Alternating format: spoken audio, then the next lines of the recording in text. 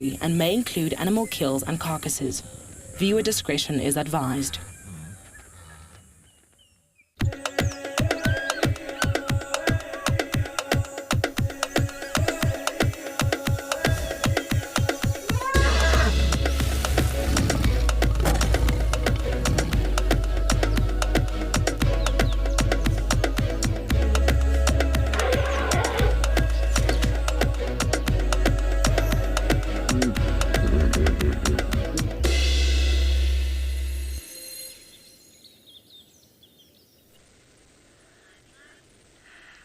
Good afternoon and welcome everyone to another sunset safari right here on Wild Earth, and we have been trying to follow some elephant bulls around, and as we were coming across the dam, well, we saw these impalas. I said, Paul, it's better to start with something rather than nothing. Hello everybody, my name is Amy and behind the camera with me today is Paul, of course, and we are here at Juma. It is very warm in the sun, so let's look at those impala again, and you can see how nice the shade is. They're enjoying it a lot more than we're enjoying the sunshine.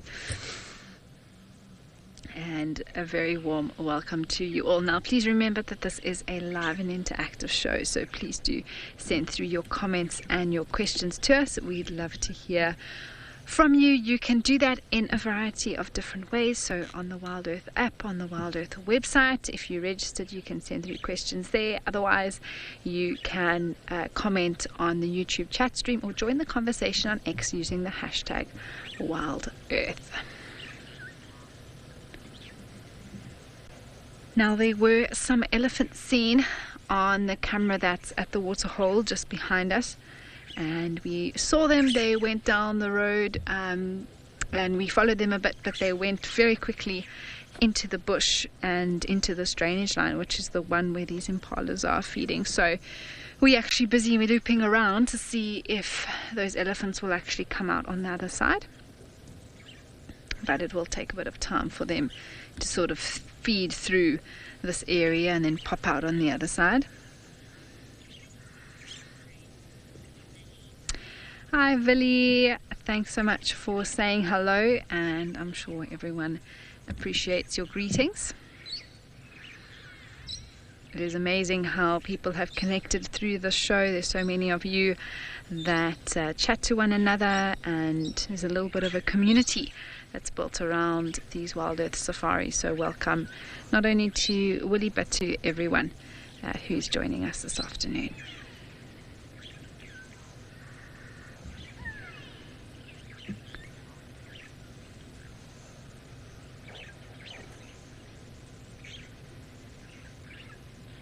I can see that these are two young male impalas. Both have got horns on top of their head, but they're not quite this last year's youngsters, but the year before. So they're about 2 and a bit now,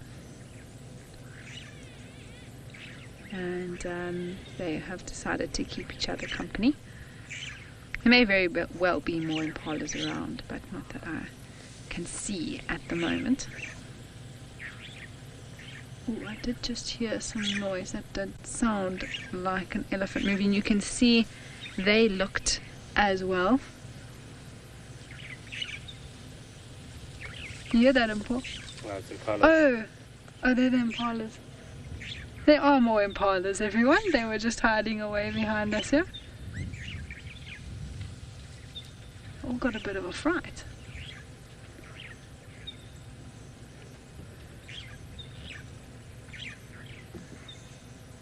So there's a little group of other young males around. Alright, well, as we continue to have a look if these elephants are here, you are going to have a look at what the weather is doing.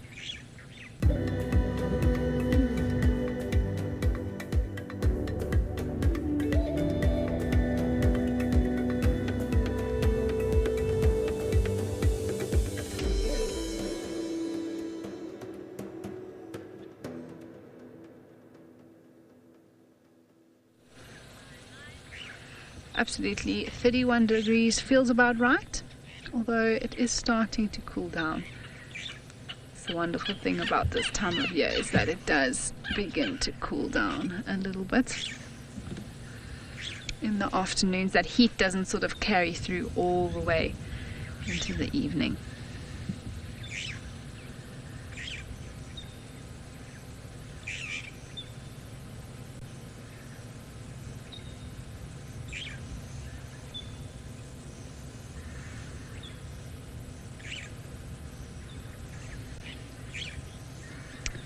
Alright, well, for those of you who maybe are joining us for the first time or weren't aware, that next week is Earth Week, with Earth Day being on this coming Monday, and the whole week we'll be showing special clips in honor of Earth Week during our sunrise and sunset safaris. And for those of you who are interested as well, we will be having a sunset safari on both Monday and Tuesday. So usually Mondays and Tuesdays there are no live safaris, but this week, Monday and Tuesday, there will be a sunset safari in the afternoon. So please do make sure that you join us for those, and you get to celebrate Earth Week with us, and as we show you some special clips that have been put together as we go on those drives. Alright, and Paul, they've gone behind the trees there. Let us carry on around the corner. See what else we can find. Don't mind everyone, I'm going to put on my sunglasses. It is very bright out here.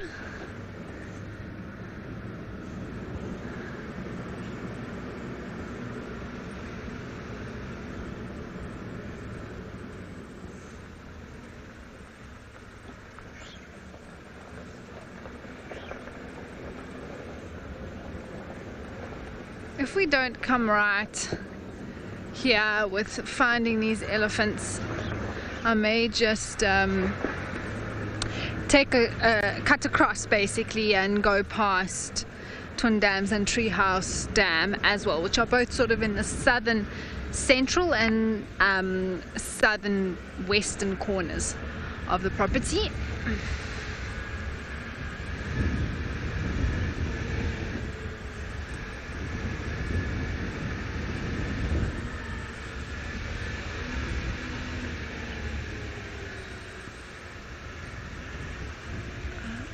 Just keeping my eyes open to see if I can spot one.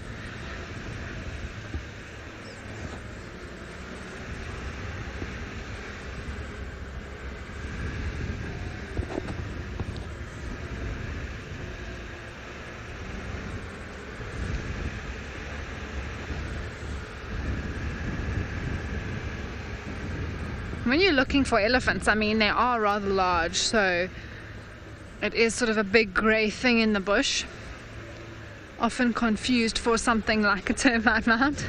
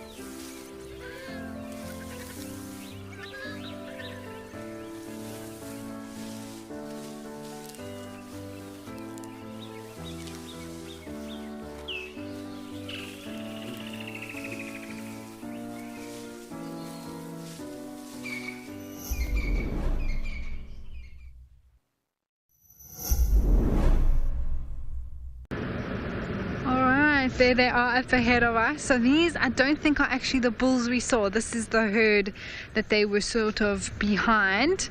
And that's typical of elephant herds, is that you'd have elephant bulls that are very close to actually being kicked out and going off to be independent, hanging around right at the back of an elephant herd.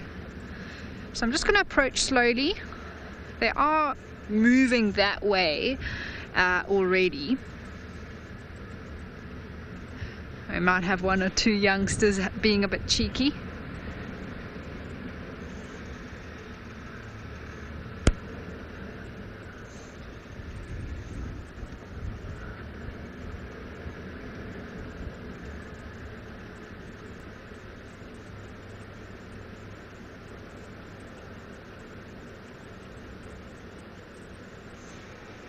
Oh, they're all over here, poor.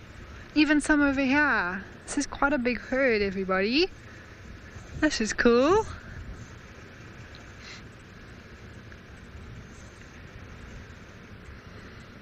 Alright, I'm going to stop soon. Just in the shade. I think Paul will also appreciate some shade. There we go.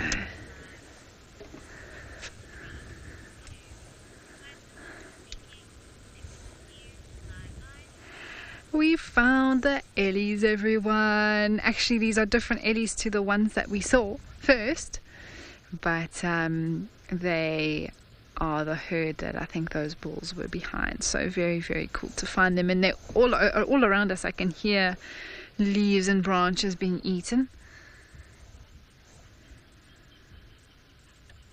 And this is such a special scene, all these sounds around us. I was hoping for elephants this afternoon and I found some. So I could not be happier with the start of this sunset drive.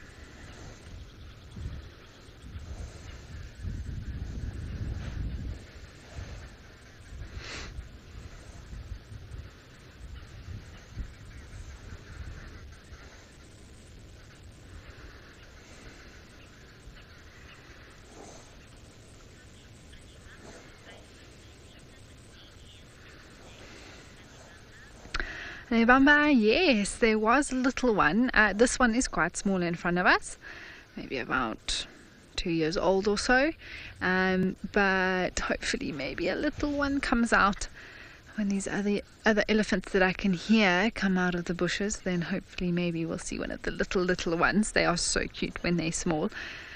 Sometimes the smallest ones have the biggest attitudes.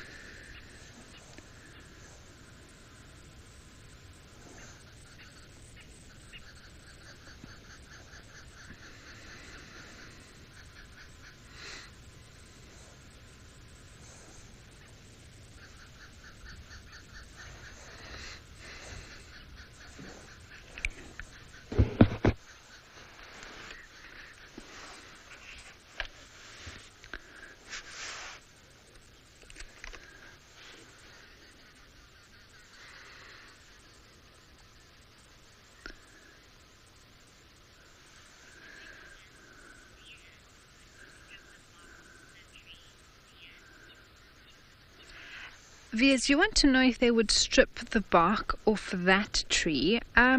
If you're meaning the ones there, like the bush willows that are around them, yes, they could possibly do it. They won't do it like they would do to a marula tree, for example, where they sort of ring bark because they don't have that big of a stem. But even to silver cluster leaf trees, to bush willow trees like what they near there, they'll actually take branches and then they roll them between their molars to get that outer bark off, and then they'll strip off the cambium layer, which is actually very cool to see. If I see any signs, I mean, sometimes we see them what feels like every drive, but I don't see any branches around us right now. But if I do see some, I'll actually show you those feeding signs.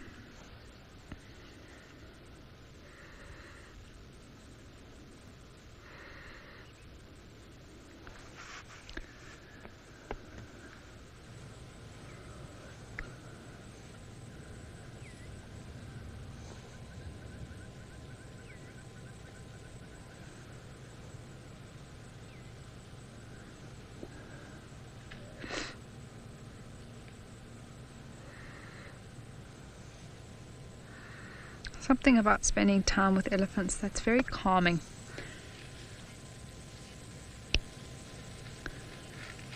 You can see some more coming out now in the gap to my right. I'm going to pull forward slightly and pull. We can maybe get a view of a few other ones.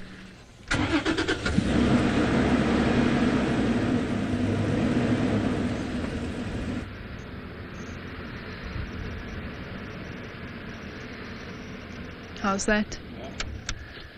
She's going to move quite soon, but there are a few dotted around us.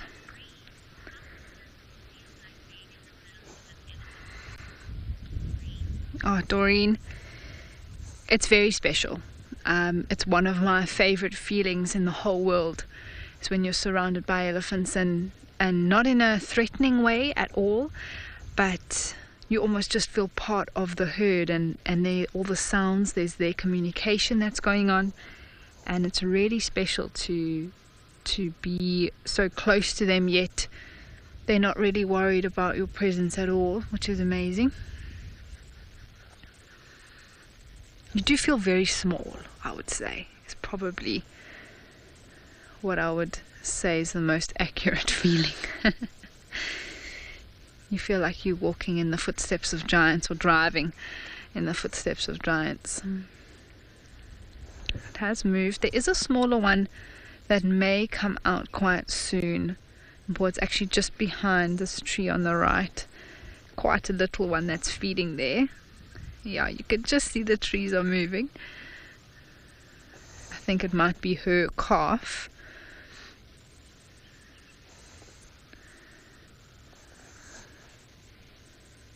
But soon enough it'll run towards mom, because it doesn't want to be left too far behind.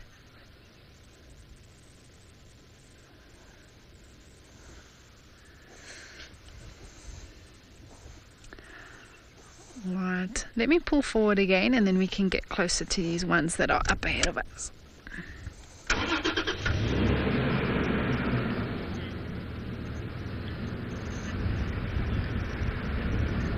Ah, pangolins galore. Me as well. Me as well. They do just make me happy, spending time with them.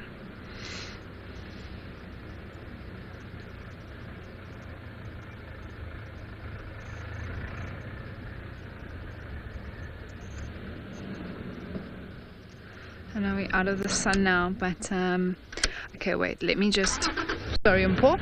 Just going to get a better view for us all here, everyone.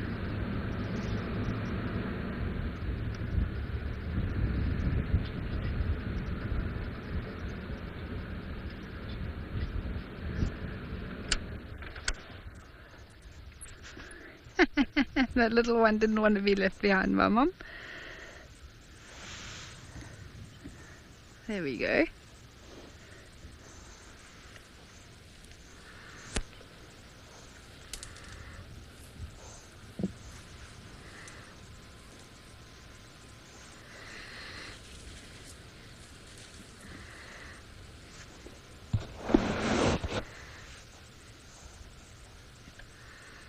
This is actually still quite a small ellie. Oh, it's doing some footwork there. I love watching elephants feed as well, the way they can use their trunks.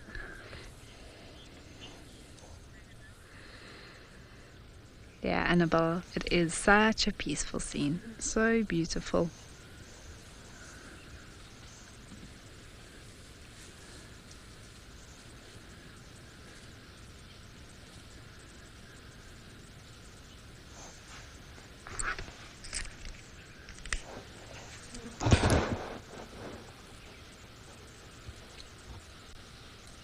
She's actually got a bit of mud or dirt or something hanging from her tusk, her left tusk. I'm not sure what that is, maybe just a bit of digging she did. They are quite muddy. I think they went for a drink earlier. The little one's legs are a bit wet, so they're definitely at a water hole a little while ago.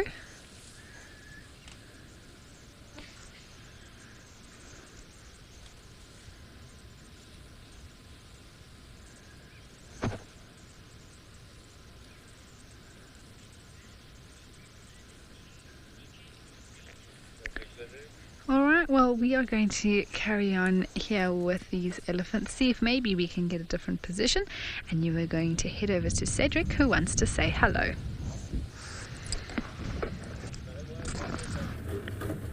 This afternoon, just to let you know that there is a gala not from Pan on Hurricanes, so I don't know if it's the same one what about. All right, everybody. We've got the leopards, mating leopards here again. We got our Tiani and tortoise pan.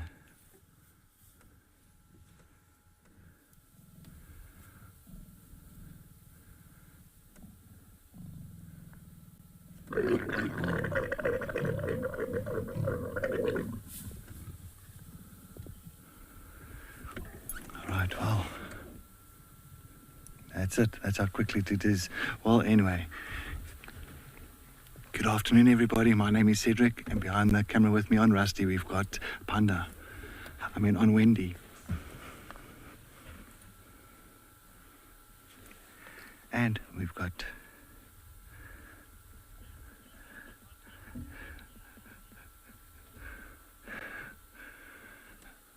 as you can see, Tiani on the left-hand side. She's just moving off there. So they pretty much been hanging around almost the same spot as this morning. Yes, yes, yes. This is amazing, everybody. Mating leopards. It is absolutely perfect for our sunset safari on a stunning Saturday afternoon. And we do not get to see that female too often. Altiani. Well, not often at all. I think we've only seen her twice after today. Now the third time. And then we've got tortoise pan. Well, a lot of you viewers who've been watching Wild Earth for some time, you will know who tortoise pan is. He's one of our dominant male leopards here on the western side of Juma. Resting in the shade. Just taking it easy, but this is a perfect spot. Rather always say park to get a view of the male, because it's always the female that comes to entice the copulation. Mac, yes, leopards are making little leopards. That is true, Mac. Making little leopards. So apparently this is like the second day going, and this will continue going for about 5 days, and it'll happen every 5 to 10 minutes, the copulation, and it's just over and over and over, and you'll find sometimes a male gets really grumpy with a female.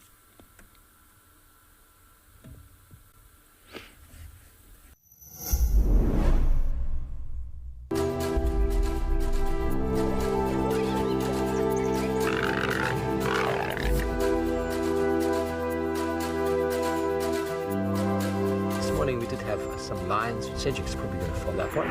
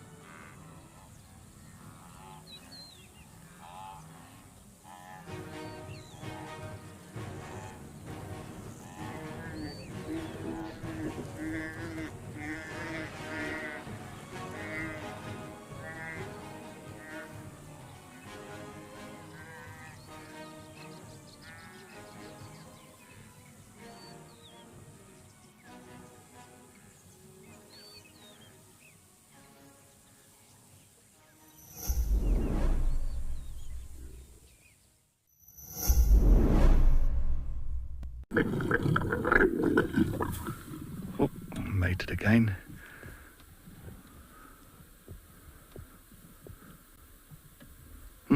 Oh, she's looking at me very funny. Alright,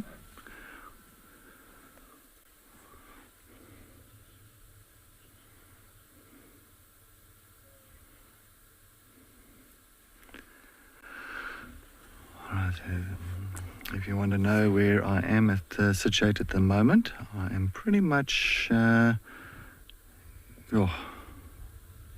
west of Impala Road, about maybe 200 meters south of Vuyatela Access, just east of a Triple M North.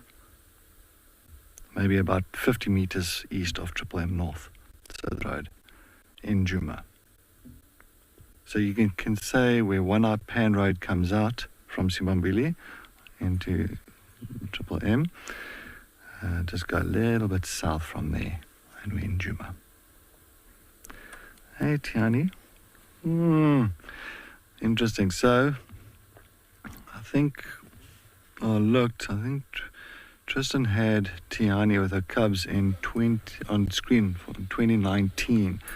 And that was around at Simbambili Dam area when she had 2 cubs with her at that time. That was the first time and the only time that Tiani was seen on screen until this morning when we got her again, and now this afternoon. But she's beautiful, beautiful blue, like blue-greenish eyes, very light eyes on her. And just like her daughter, Laluka, also stunning, stunning eyes.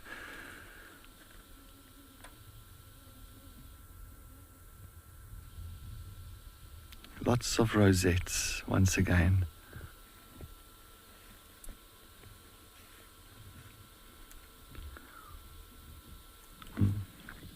She's going to get up now. She's growling again, so she's ready, in the mood for the next round. Here she goes. Honey, get up.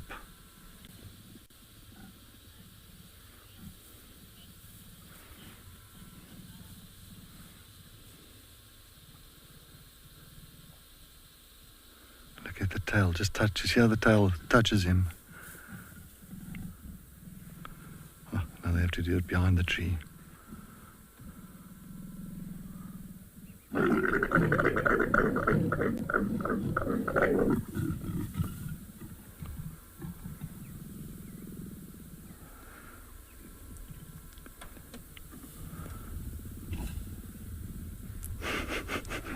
A lot of growling. So what happens is when he mounts the female, and of course when he pulls his penis out, his penis has got a barb on it, and it hurts the female quite a bit when he pulls out, and that what actually makes her kind of almost turn around and smack him with a paw, because it's not pleasant for her. And that's where the growling from her comes, and he of course gets angry with her that because she wants to smack him. So it's a lot of always this tension between the two. But yeah, that's honeymoon.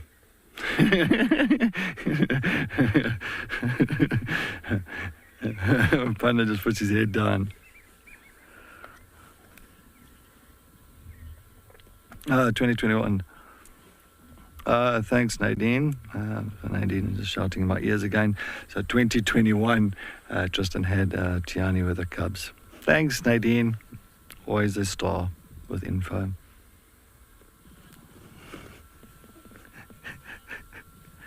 Here she goes again. Yo. Come on, get up there. This will be a perfect position.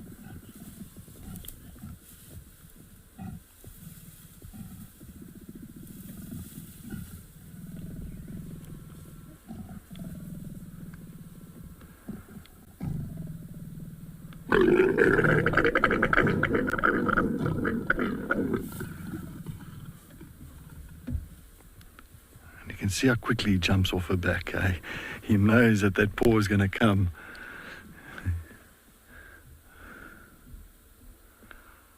Oh, this is brilliant. It's always one of my favorite sightings. There's mating leopards.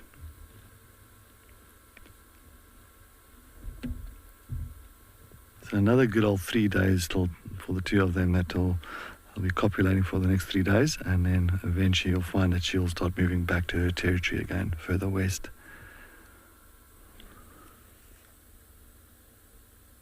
And you can just see the size comparison now as well, where you'll find that the male's about 75, female's about 35, 40. So half the size of a male.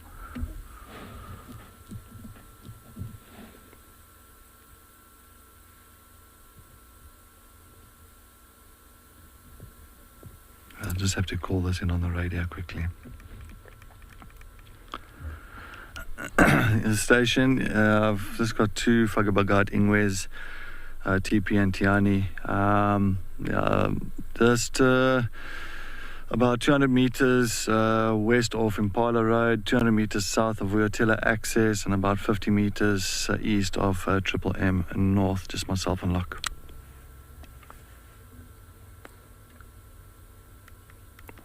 Alright, so I'll just put the word out there. I'm sure the guys mating leopards is always a huge, how can I say, go-to sighting. I'm sure this is going to get busy.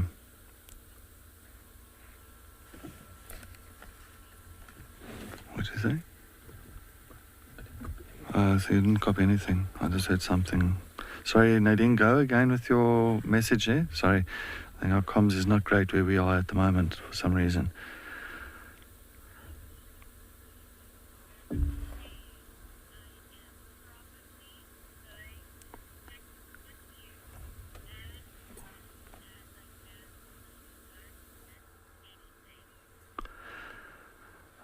Thank you, Nadine. Nadine shouting at me again because I cannot copy her.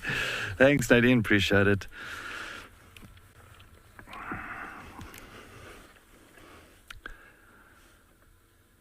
So where they'll go from here, difficult to say, because she's going to follow him. That all depends on his movements.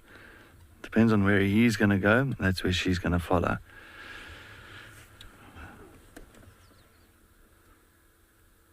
And usually I've seen it before, where you've got a female that's completely out of her territory, following a male, of course, busy copulating. And when they go out of the territory, I've seen them actually bumping into the territorial female. So, for instance, Shadulu would be, so if Shadulu was here, Shadulu will all of a sudden, she won't be happy because there's another female in her territory. She won't be happy with Tiani's presence, but Shadulu will she'll actually realize, but Tiani's not really here to take over her territory. Tiani's here just to mate with Tortoise Span, and then I'm sure she's going to go back. So I've seen the females actually kind of have a little bit of a snarl between one another, and then the one that's not mating with the male, that one will just push off and continue its normal movements or wherever it's going. So yeah, that's all. Sorry, Nadine, I couldn't copy there. It was just there was a funny wind and a fly that flew against my ear there. I don't know, something just happened there on the side of my head.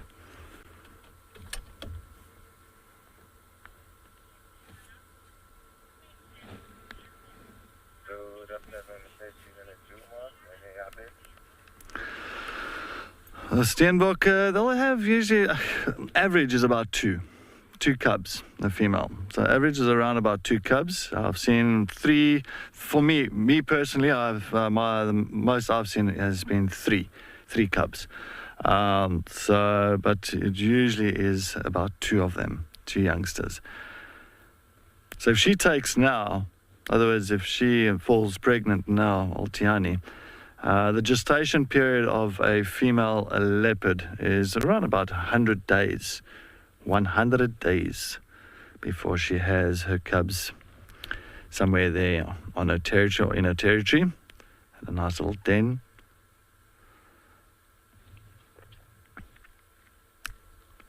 And I've known this female for many years, but I haven't seen her now for the last 7 years. And I remembered where she was born. She was, I don't know exactly which lodge. I think it was Simombili, or it was Elephant Plains, where Salaheshe, that's Tiani's mom, Salaheshe went under one of those decks and gave birth to 2 youngsters, to Tiani and her litter mate, but her litter mate did not survive.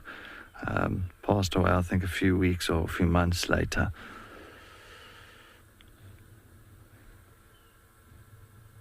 And then Saleheshe passed away, and now Tiani, this female, has taken over Saleheshe's territory, where Saleheshe used to be.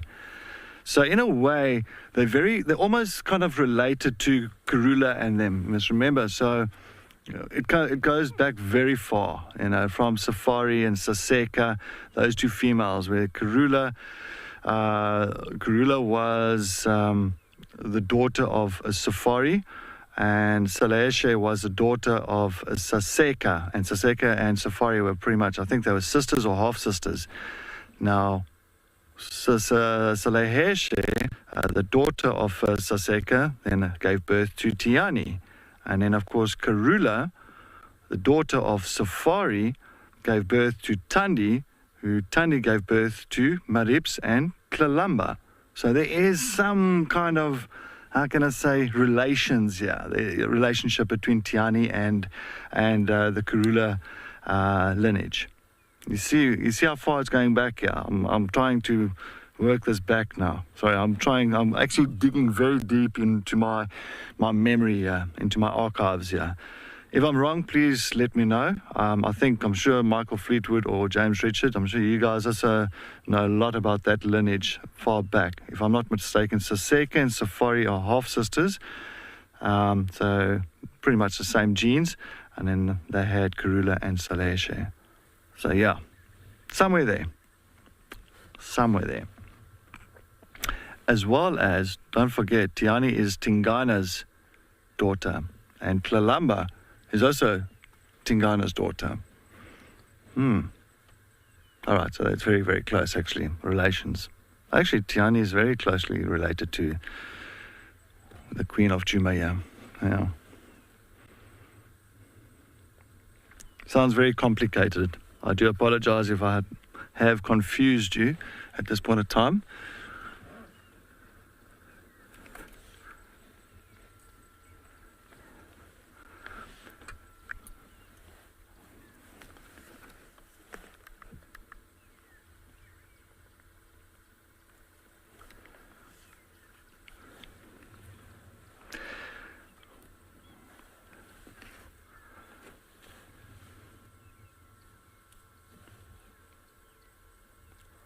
So we'll rest here for the day, mate a few times, quite a few times, and then maybe once it starts getting a little bit cooler, then we'll start moving.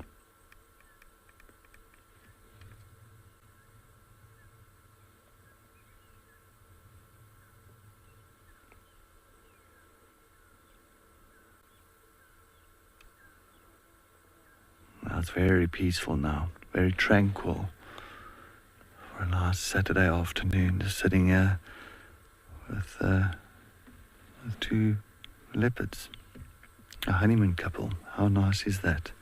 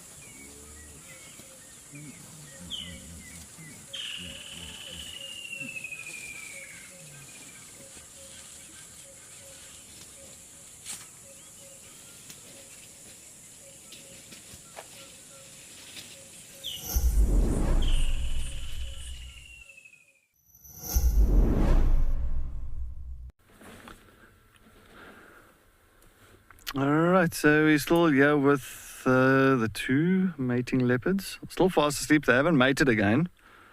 It seems like they're just coming to relax a little bit, maybe holding off for a few more minutes. But you'll find she will be fast asleep, and all of a sudden she'll get this urge, and she starts growling, and she'll get up, and then she wants to mate. So, yeah, it's all to do with the female, nothing to do with the male. If he can, he'll sleep the entire day. But the female is the one that will try and instigate the copulation here. So she's on the left, he's on the right.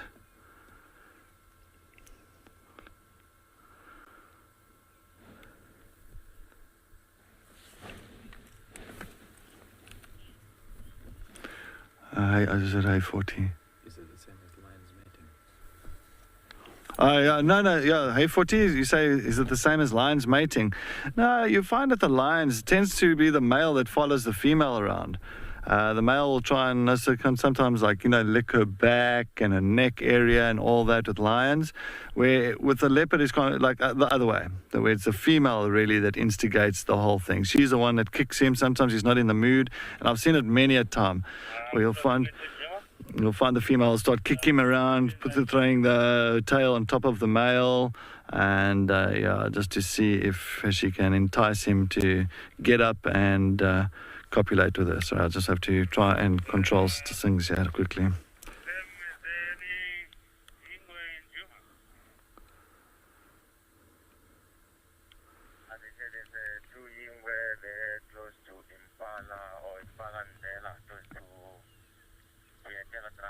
Yep, I was going to ask him for these leopards. Alright, so with that, yeah, I'm interested with those two eagles.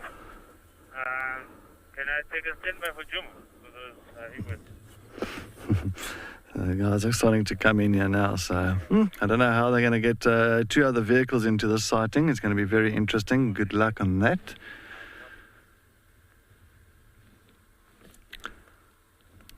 Yeah, stations. I'm here with the Ingwes at the moment for Tortoispan and Tiani. If you come down, I think the best if you come down Impala Road. If you come down Impala Road and from Vuyatila access comes south, and then there will be a dead tree on the western side. Come in directly west from that dead tree, come into the Schlatin towards the Tamboti thickets. That's where we are. I will be comms down and I'll listen for your audio. Thank you.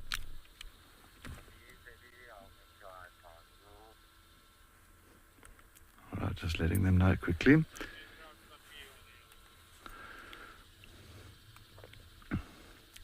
But you'll see she's going to slowly but surely start getting now. As soon as something happens, you'll find that she's going to jump up and start moving back to him. Sorry, there's a lot of little midges here. We've been very fortunate with mating leopards. I mean, we've seen with Tortoispan mating with Lunga twice. We got Mulwati. We got to see him mating with that Lalamba once, and we saw not too long ago, last year September, Mulwati mating with Kuchava. So fortunate with mating leopards.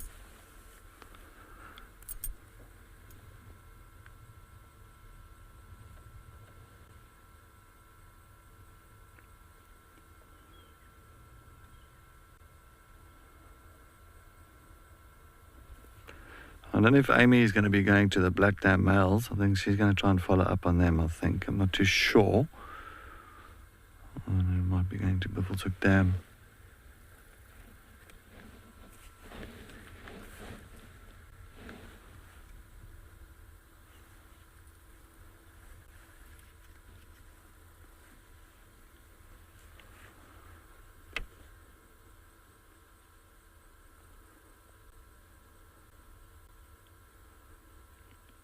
It's always nice just to see more than one leopard together. And the only time you really see more than one, because they are very solitary cats, they by themselves most of the time. The only time you see more than one, it's if you've got like a mating pair like this now, or if you've got a female with cubs. Other than that, they're always by themselves.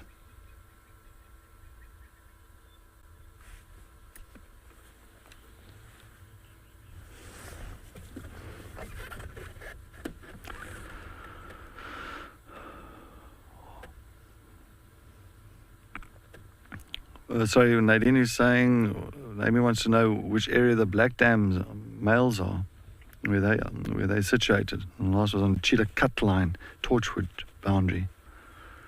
Sorry, just giving quickly an update.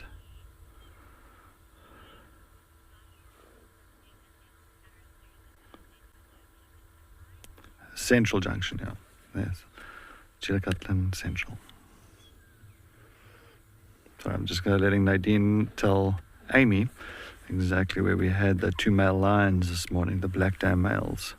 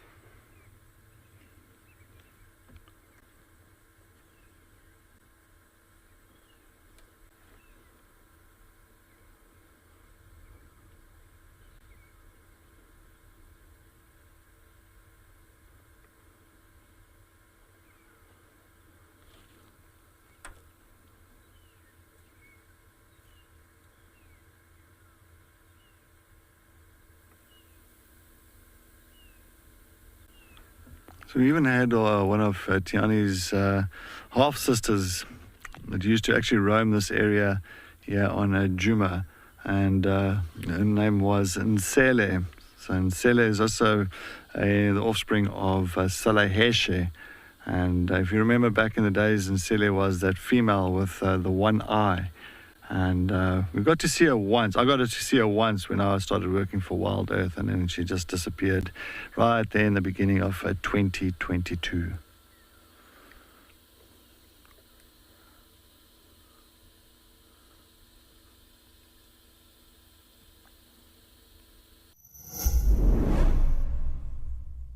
We have an exciting announcement.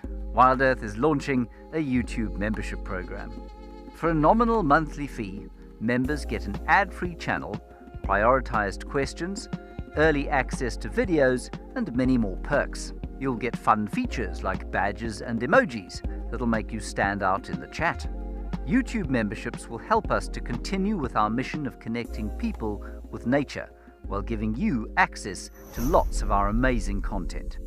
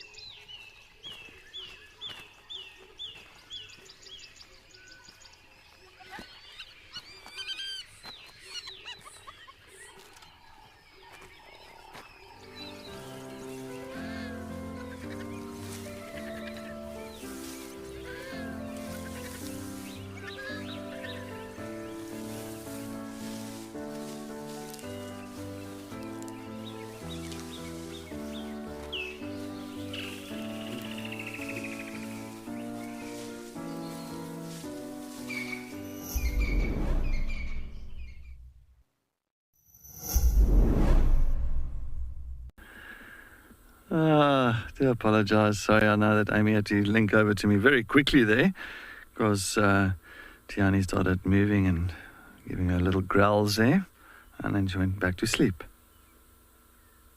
Why did you do that now?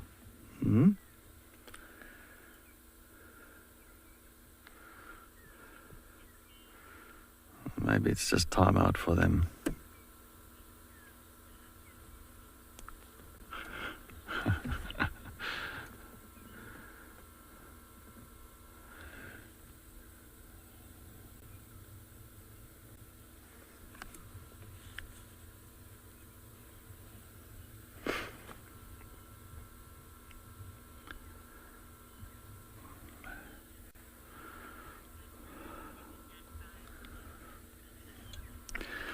Cheetah and other animals. You're saying you like leopard nap time.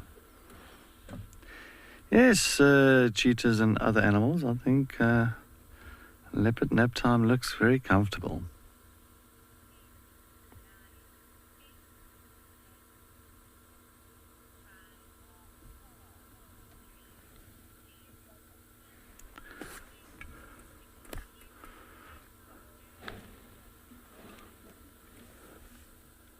Oh, she's moving.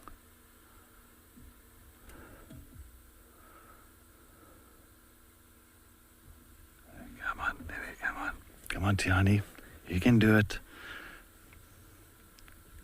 Go look for your hubby. No, don't go and sleep now.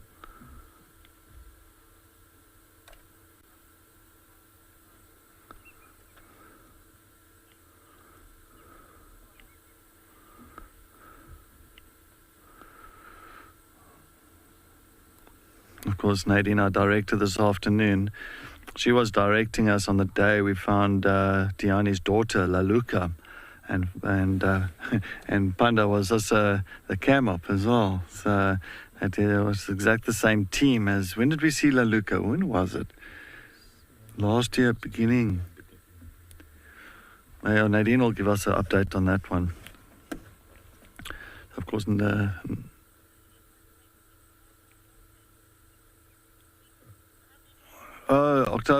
October, that time. Okay, sorry, I did not know. All right, so it was last year, August, around there. All right, August, September, October. But Laluka is pretty. So Nadine is saying she just wants to see Tiani's face nice, a nice shot of Tiani's face. She just wants to see if Tiani is just as pretty as Laluka, or especially the eyes. Because Laluka's eyes are, they're like swimming pools. They are beautiful. Absolutely, it's had cold blue eyes. That's stunning.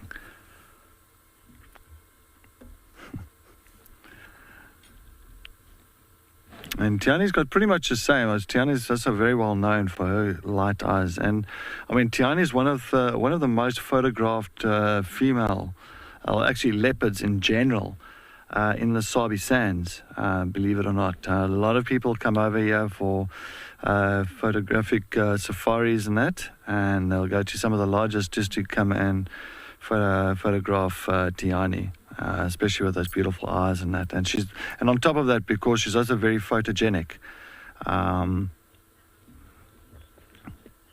So it's very photogenic and all that, Tiani, and since she was a cub. So I think that's why they say she's one of the most photographed leopards here in the Sabi Sands. I don't think the most popular, I think if you're looking at the most popular leopard out of all leopards and of viewers and people knowing that leopard, I think Tlalamba is definitely, due to Wild Earth, definitely surpasses Tiani's numbers on that by far.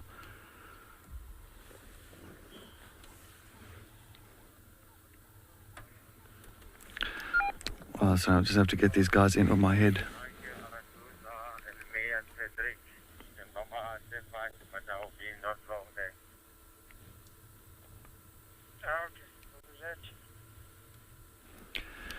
Sapi, I've got your audio. Keep on coming west, directly west, eh?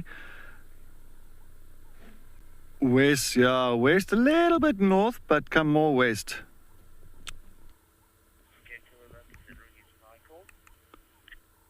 Oh, yes, responding. Okay. Well, Michael, yeah, come a little bit west.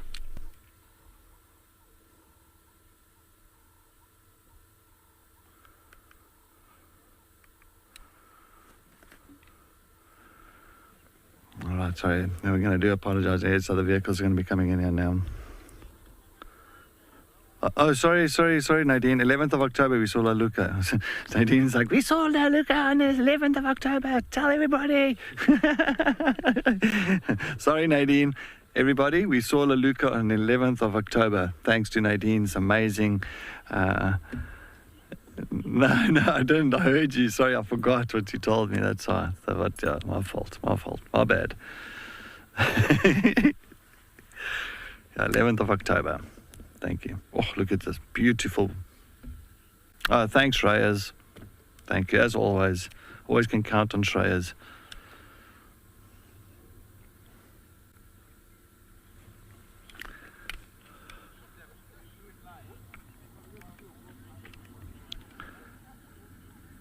That's right. I also saw that clip recently of, so Nadine says that she saw a clip of Leluca and Tiani having a little bit of a fight, a boxing match recently. Well, not recently, or was it recently? I'm not too sure. Yeah, I don't know if you guys, you must come in from there. You're not going to get any view from that side. Sorry, I'm just going to try and guide this other guy in here. Come to the southern side of the Tamboti thicket. So turn around and come to the southern side of the Tamboti thickets.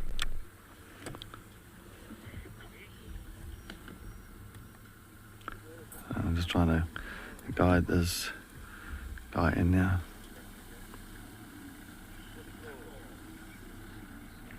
There you go.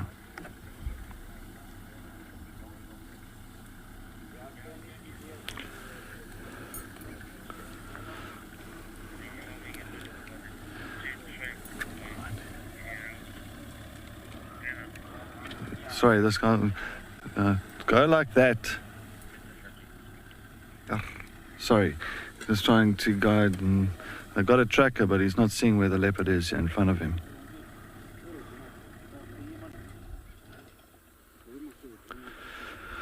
All right.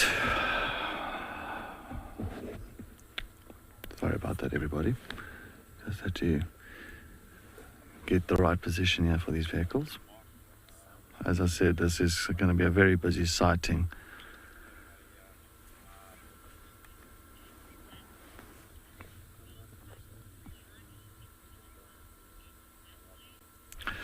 In Matthews, yes, so good seeing her. Well, we saw her this morning. Well, I'm sure you're talking about this morning as well. So, yes, I mean, the last time Tiani was seen was on Wild Earth, was in 2021 with... I think Tristan and I think came up was Darby. Am I right there? I'm sure I am. Maybe. Never know. So that's the only time that Tiani has been seen on Wild Earth.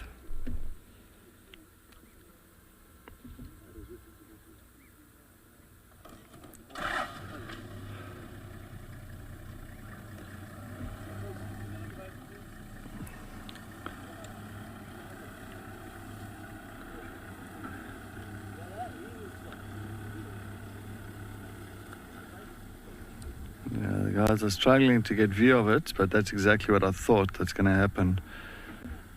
It's not an easiest spot here for these vehicles to try and come in here. Oh, here she goes. Get ready.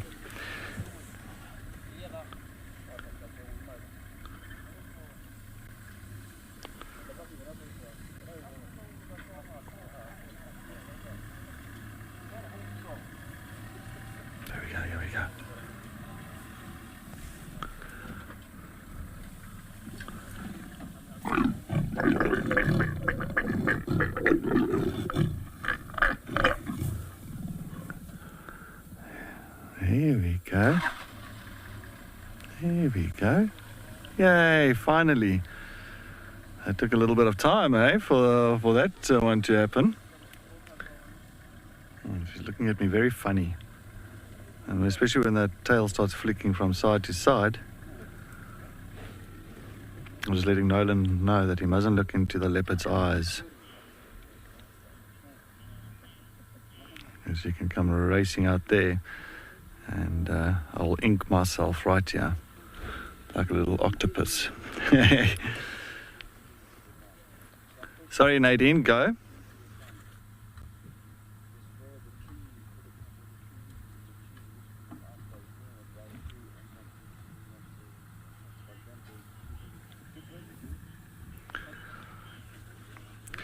Jay, this is a very special day. Yes, Jay. Well, we're almost in May. Oh, she's going to try again. Oh, she's really keen for round 2 here. Look at that. Boom.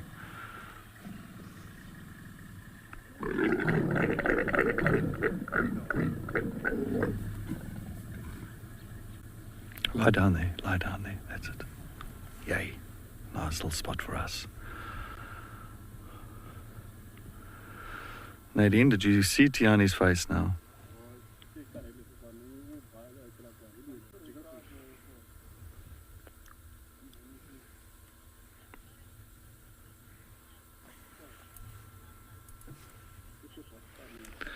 Nadine says Tiani should actually give a Kali look, although it's, Nadine cannot say Tlalamba. So she calls Tlalamba Kalamba. So, of course, Nadine's nickname here at Juma is Kali because of Kalamba. So thanks, Kali. I'm hoping that she'll give us the Tlalamba look.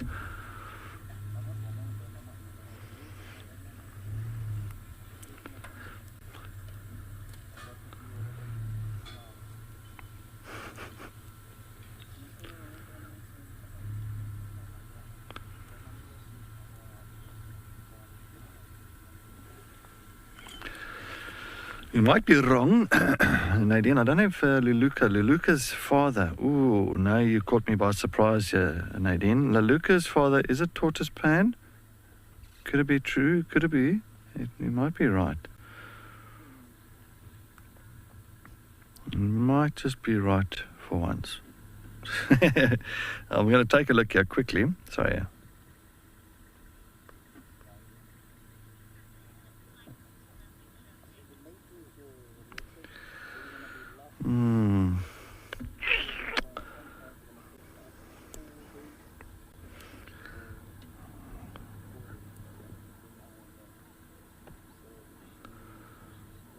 Yeah, because Leluca was, she's from 2021, so Leluca should be 3 years old. So it might be, you might be right.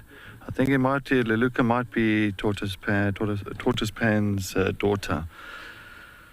So Leluca is a female that we do get to see quite often. That's one of Tiani's daughters.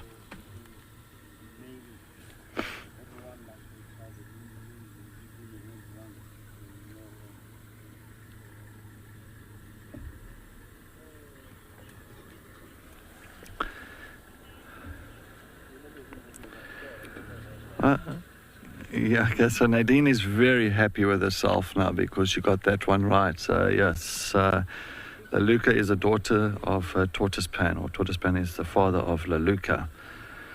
So of course Nadine is screaming in my ear, not like shouting at me, but she's like, with excitement and it's something that she got right for the first time ever. No, I'm just joking, she's always right. All right, interesting.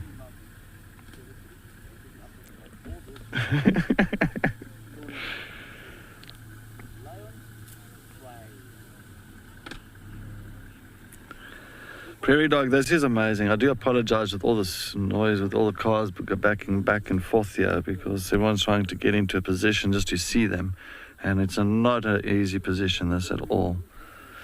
So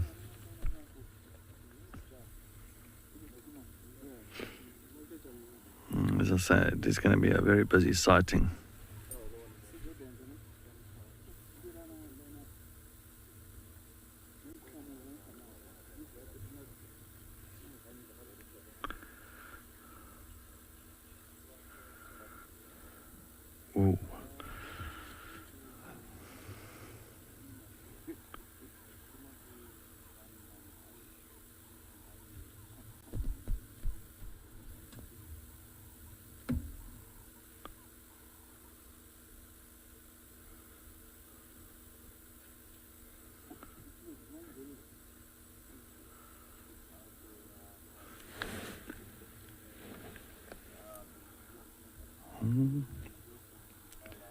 Come on.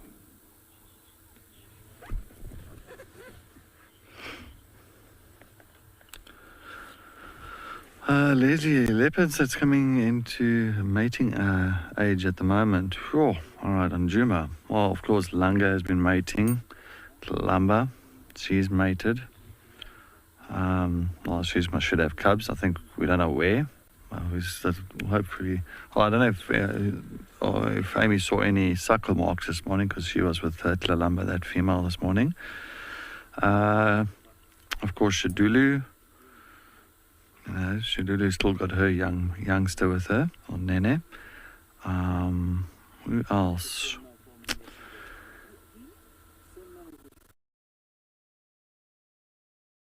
She doesn't come on to Juma anymore. This isn't Sumi.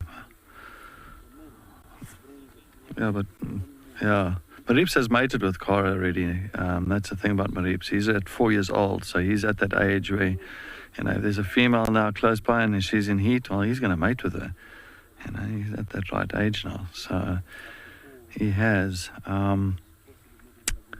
Whitey and tortoise pan, fine. Yeah, so it's really just, I find it's in the area at the moment, the ones that can't mate, they're still too young, will be Nene. That's Shadulu's youngster, as well as Sumi, Kuchava's youngster. Those two. Just those two. The rest all at the right age.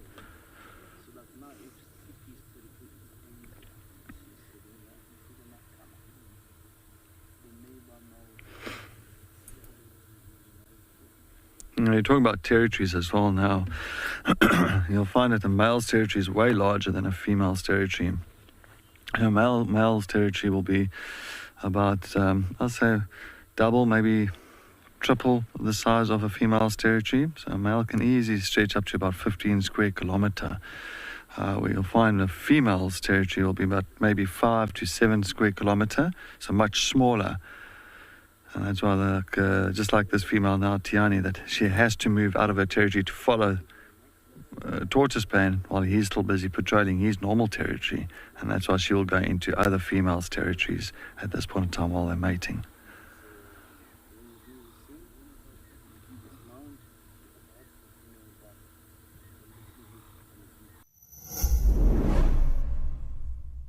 On the 30th of April, Wild Earth will be coming off the DSTV platform. We want you to come with us into a more sustainable future. How, you might ask? Well, YouTube is a brilliant way for you to enjoy the live drives. Come to our channel and you can enjoy the live drives for free.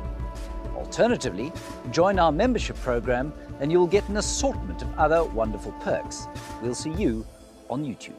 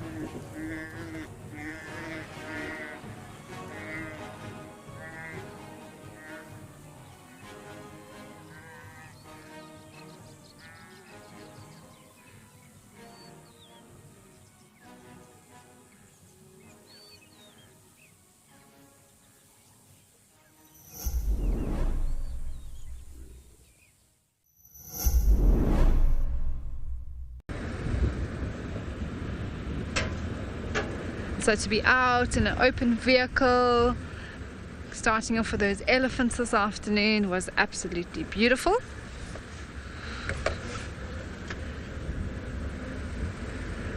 And then we're going to head to some water now as well, a little bit later. And hopefully we'll be able to find something good.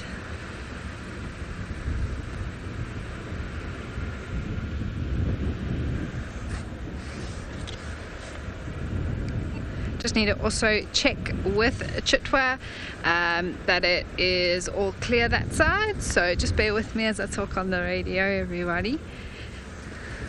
Any Chitwa station copy? Just checking any tracks here at the junction. It's always good to check that.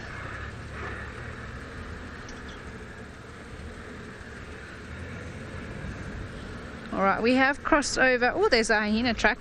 We have crossed over onto Chitwa, everyone.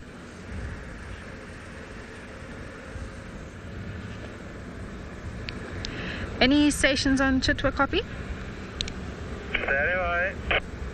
Hi, good afternoon. I am planning on coming on to Chitwa. I just wanted to check if the dam was open. I'm pretty sure it is. I can't get all of the Chitwa stations, but they haven't mentioned that it's closed, so I'm pretty sure it's open. Okay, copy.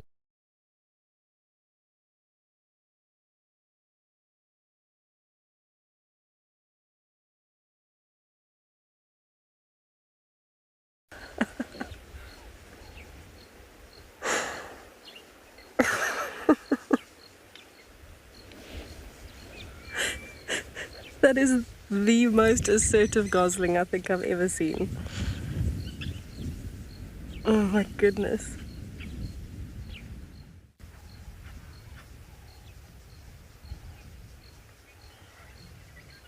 It seems to be the one gosling in particular.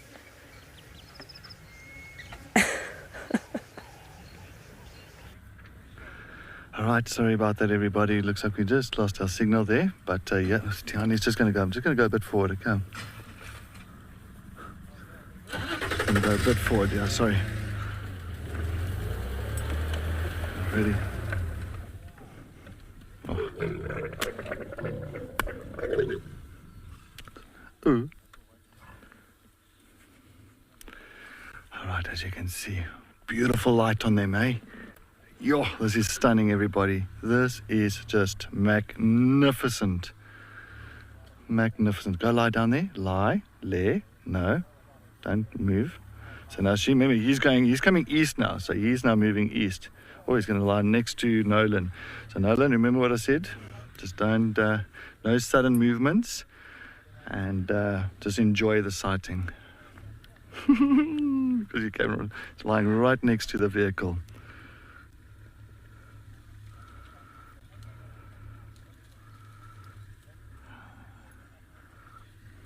This is amazing. I think Nolan has never had a leopard so close to him before, eh, Nolan? No.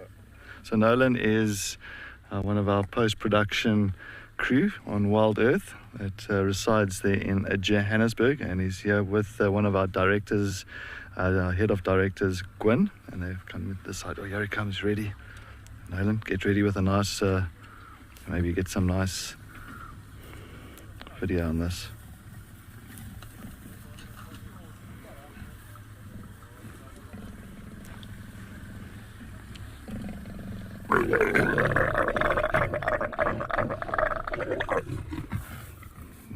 Wow.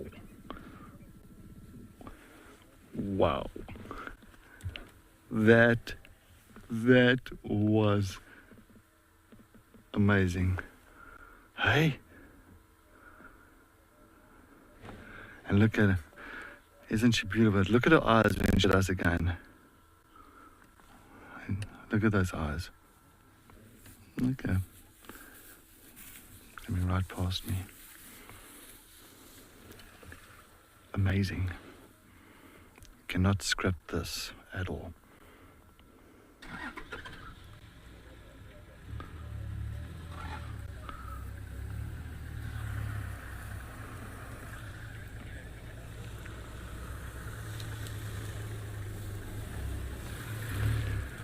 Do apologize. Oh, yes, you're going to go. Yeah,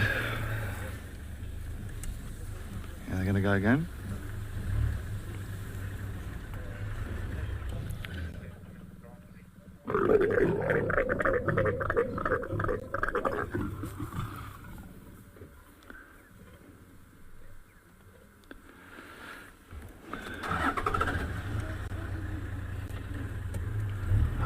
We're just going to let the other vehicles get a little bit of a turn. Nadine, we're just going to let the other vehicles have a little bit of a turn for them.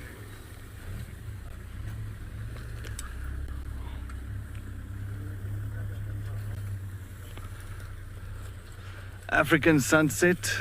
Yes. Wow, wow, wow. This is amazing. Wow. Even Nolan is like, what? This has been right next to the vehicle, mating leopards. Yeah, you can't get any better than that when it comes to something like a mating leopard sighting. It was patience paid off. Sunlight was right. Wonderful. Okay, let's try and move around that side.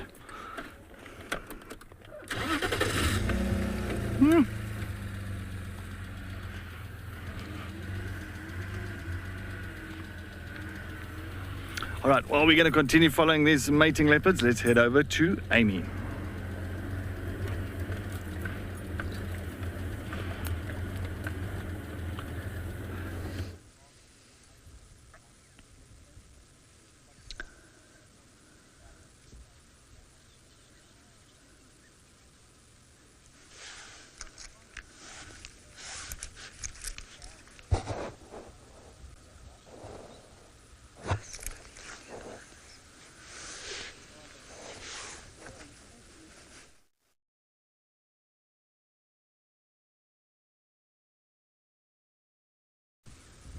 I think the action is very good that side.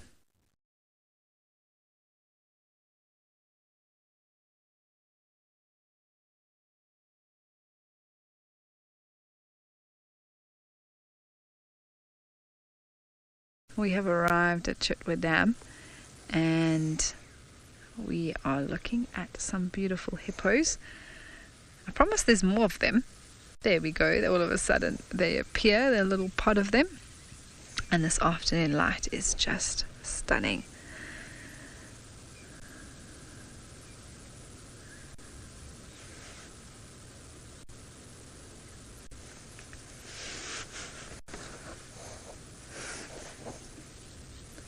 There is a little one there in between all the big ones as well, a little baby.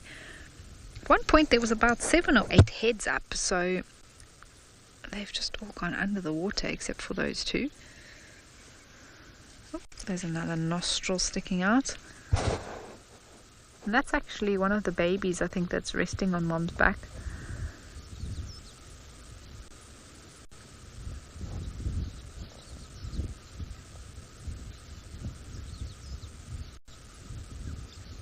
Oh, there we go. There's the one. Oh, all of a sudden the heads are popping up.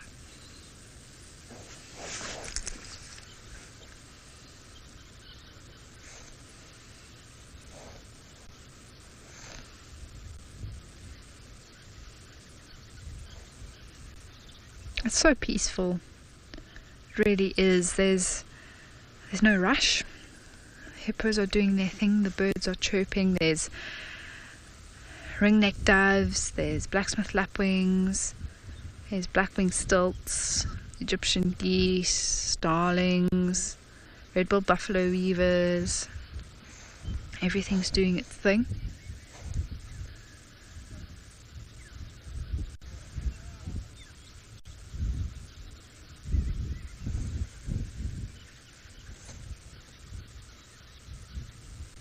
Saw some Nyala as well.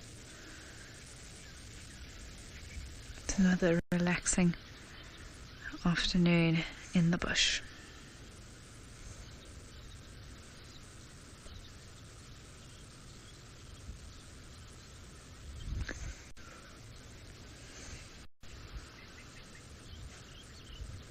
Alright, well, I think we might head across the dam wall here, see what's happening on the other side before we head up towards the airstrip and those beautiful open plains. while we do that, you can head over to Cedric.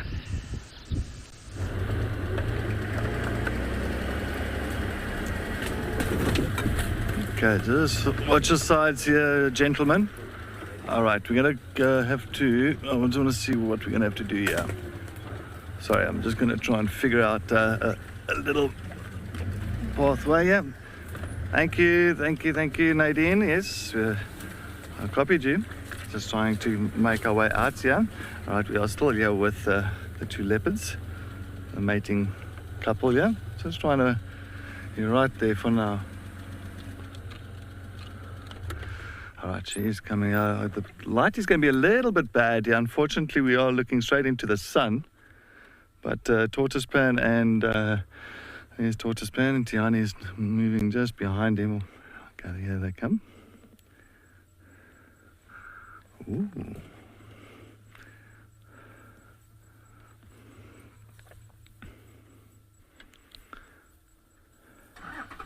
As I said, she's just going to follow him all over. I'm going to put my head out the way, sorry, my apologies. All right, my head is in the way.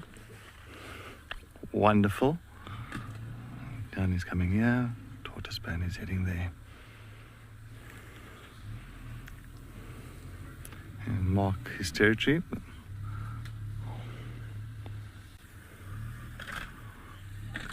Mac, well, we can't ask for any, can't ask for a better, how can I say, view on mating leopards, unless it's on top of the bonnet.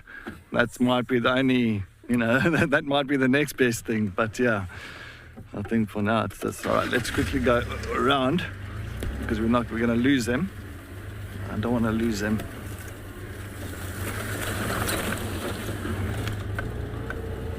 All right, thank you, everybody. Oh, look at this. Look at this. Look at this. Oh, it was nice. It was on top of that little termite mound. I might go and lie down there for us. All right. Which will be fantastic. And then... Oh, Tiani's coming.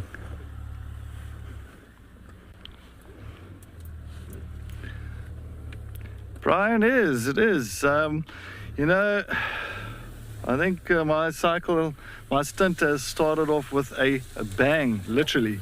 And wow, it's amazing. I think just getting all the cat action around here, it's been fantastic.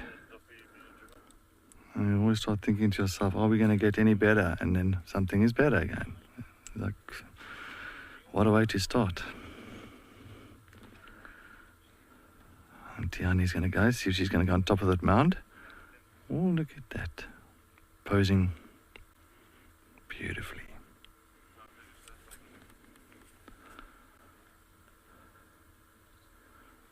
I don't think she knows where he is.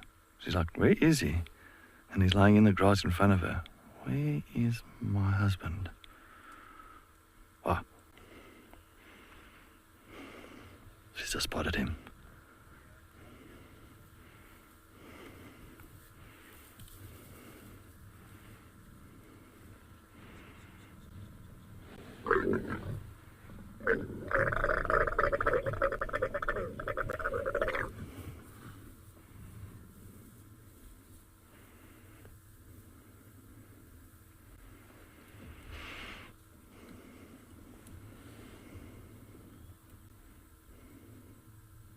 And you can see always biting on her neck like that, just making sure that she's staying still there, so while he's mounting her.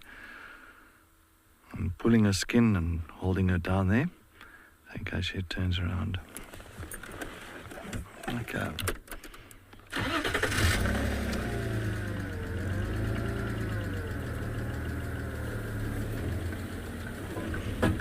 Oh, it's going to be nice in the sun.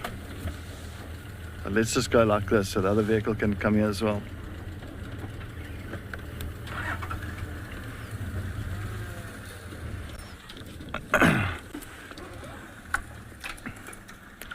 Linda, yes, this is a boom shakalaka moment, this.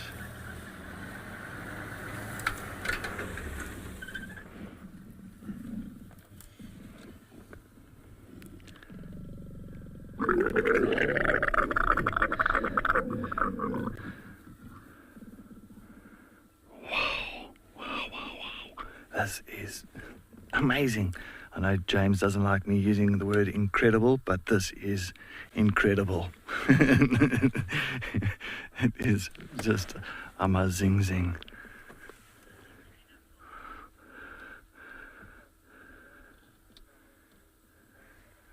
And she's a big female. She's not a small female. She's not a small cat. Tiani. Look at her. I mean, just that light shining in her face, and that she looked at us there now.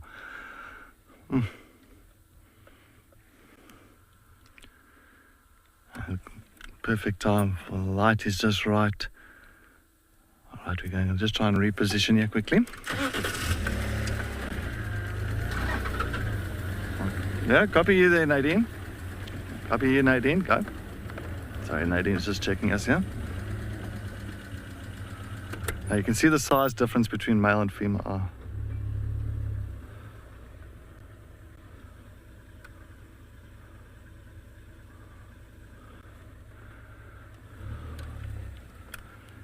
All right, let's continue.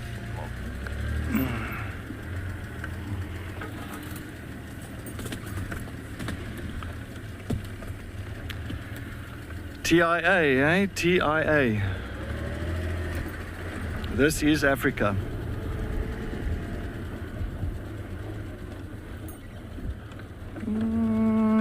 Coming out on the road here in front of us here now.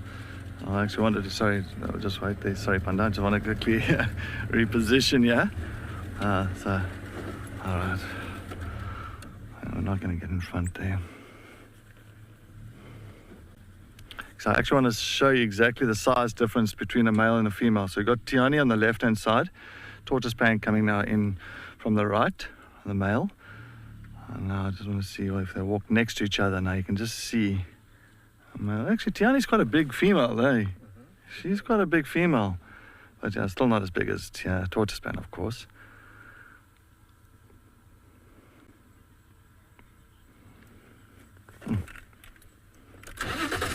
Okay, let's go. Yeah, I think tortoise pan is a little bit...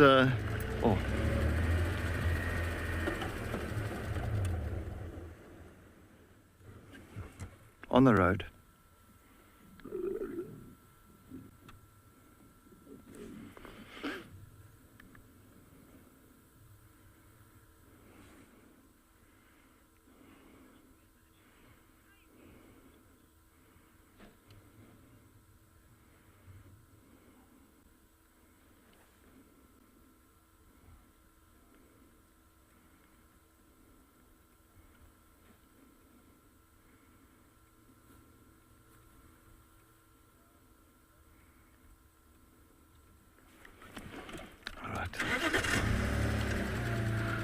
All right, let's move on. All right, we're going to let other vehicles come in front of us, let them get the chance. Oh, they're going to go. All right.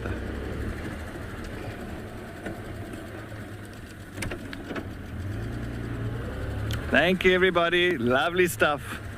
Wonderful.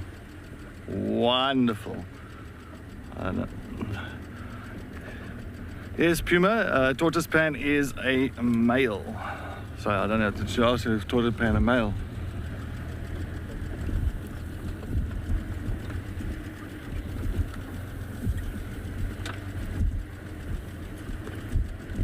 Oh, sorry, Tiani. Oh, sorry, Puma. Tiani got a size from Tingana, her father. Indeed. Oh, now we're going to get a beautiful walk by from these two leopards. You ready? This is going to be magnifique. Magnifique.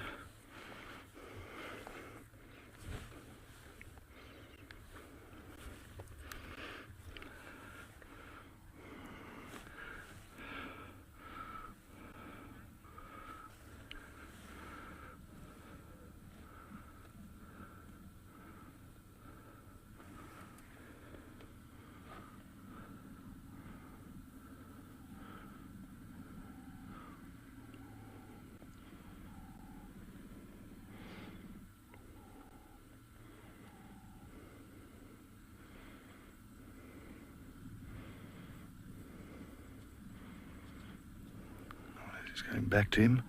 So come on.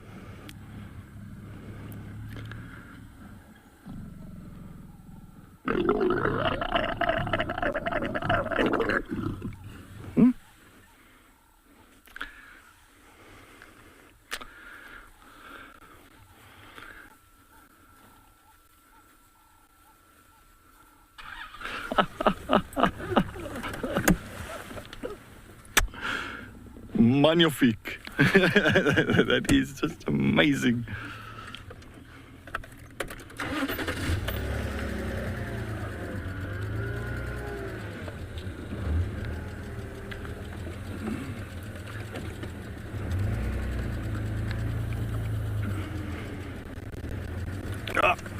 Down here.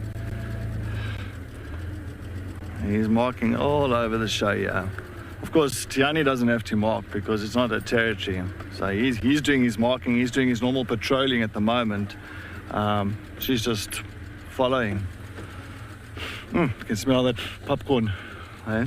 Yeah, and this is like the buttered popcorn smell when they mark their territory.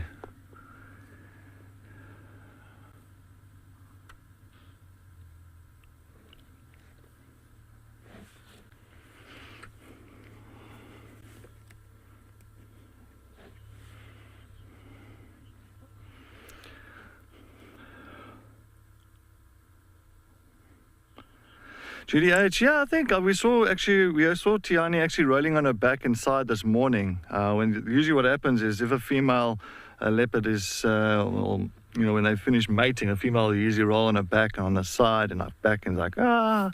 But this afternoon it hasn't happened, but this morning it did happen. So, it just depends on, maybe every cat has got their own way. But I can't really say exactly why she hasn't done that. All right, we're going to let others go in front, so we're not going to stay behind them. We're going to get other people a chance just to take their photographs and all that. I'm just letting Nadals know, or Cully. And if Cully just, that's it. And then we shall follow again. But as I say, I don't want to go and spoil other guests' photographs. It's not always good. Sometimes there's a back out for us.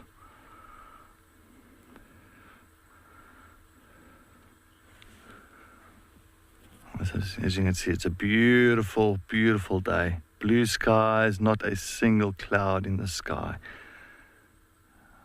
Not a single cloud. And not a breath of wind. It's a lovely time of the year now. Lovely time. Especially the change of seasons when you start going from summer into winter like now. It's just the stunning, stunning, stunning conditions.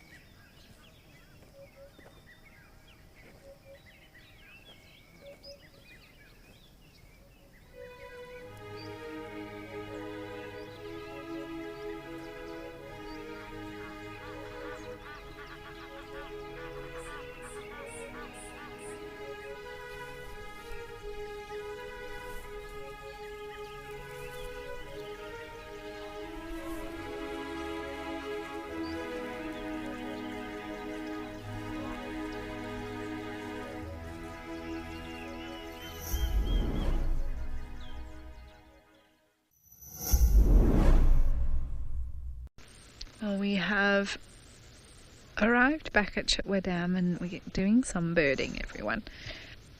There are 2 African jacanas very close by here to us. And they are beautiful. After all the action this afternoon with those 2 leopards, it's nice for you all to just take a breather, I think, do some birding.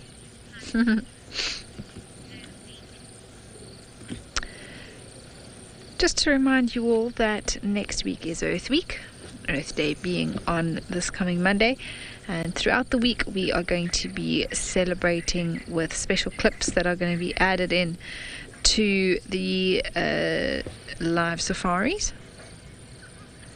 And on the Monday and Tuesday we actually are going to be going live on safari for both sunset safaris on Monday and Tuesday. So the mornings we'll still be doing our virtual thing, but in the afternoon we will be going live, which is fantastic news for everyone, so please make sure that you do tune in for that. I've spotted something else here, Paul, and that is a crocodile. Just over there. It's so well camouflaged, it looks like an extension of the log. I didn't see it until now. There we go. Basking in the last bit of sunshine. Wow, the colors are amazing.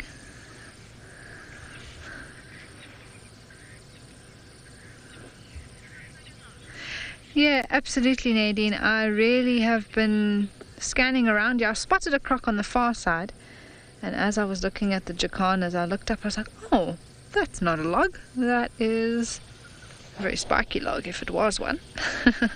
But it is indeed a crocodile.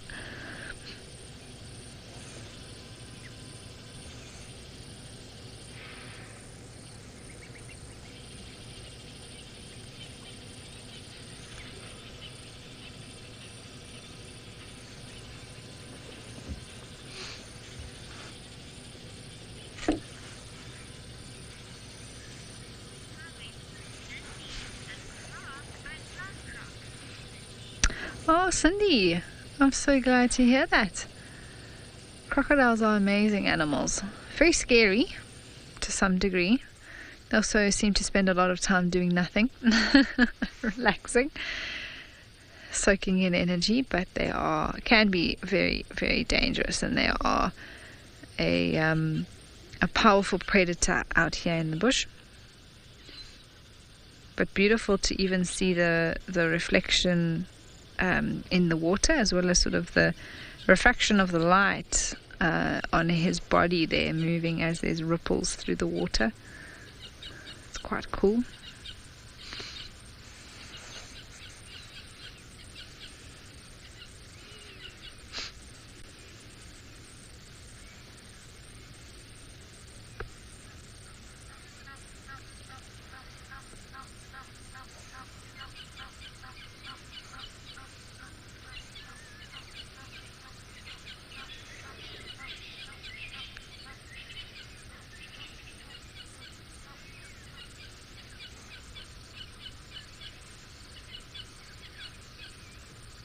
This is also a lovely time to get a herd of elephants coming down for an evening drink.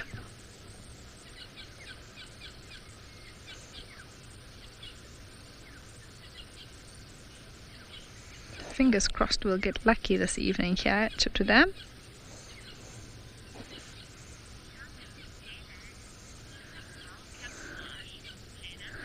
Jenna, he definitely is. I mean, that is incredible camouflage, and he's chosen a spot where there is actually a log just next to him. So it almost looks like one big log lying there.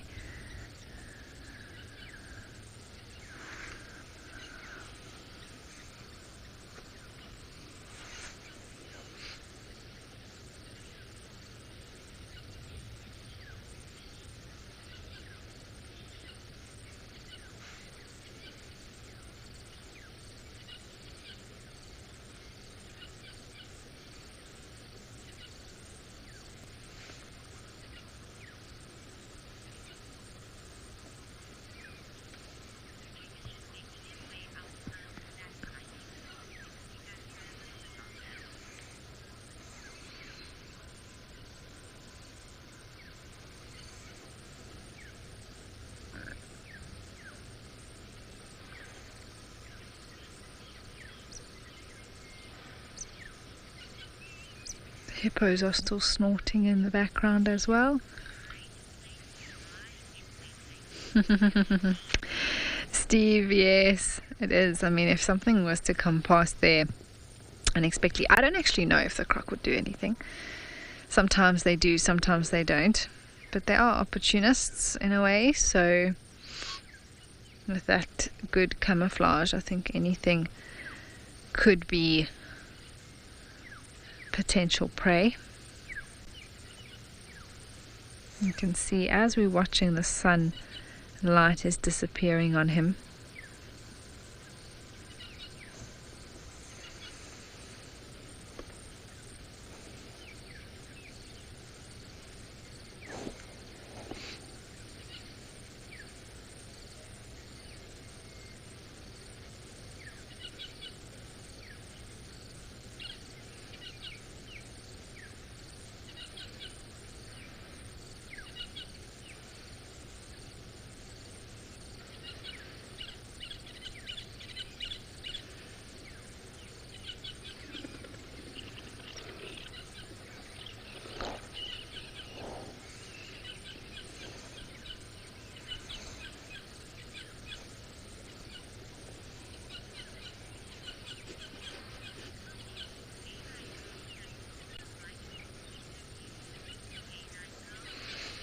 Absolutely canine golden. We're watching the very, very last few rays of it.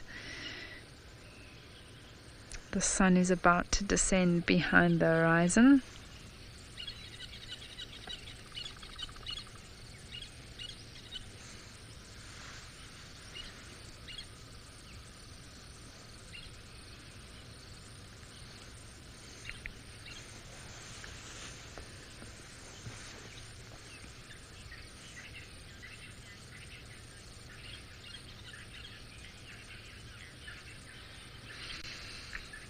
I know everyone may be wondering where Cedric has disappeared to, but we will go to him as soon as he's able to get an update.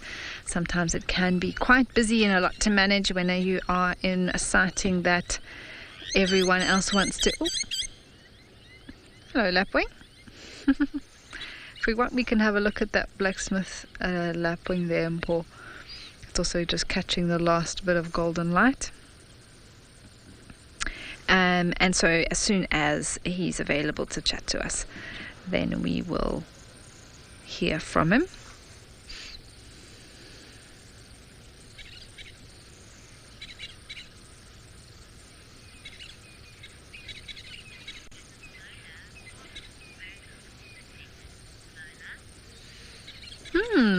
Lola, that's a very interesting question. No, I wouldn't say that all birds are water dependent. There's some that are far more water dependent than others. Hence why we get water birds, why we get birds that are based around water holes or dams or pans. And that is because they rely on water, not only because birds need water, but to live, as do all living things to an extent. But it's their food source.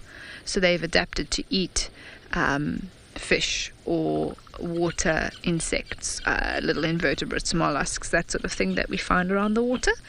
And there's other birds that don't need that at all, that hunt or that eat grass seeds or fruits and things like that. So they are far less water dependent, but they do still need to drink at times. Even birds of prey you'll see sometimes coming for a drink.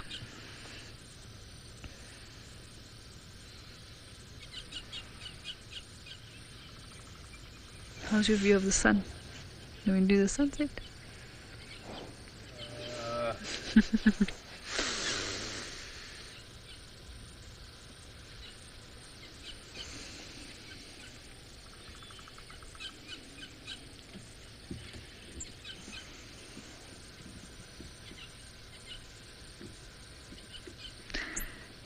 That lapwing has a little comfy spot it keeps going back to there. It was sitting there earlier as well.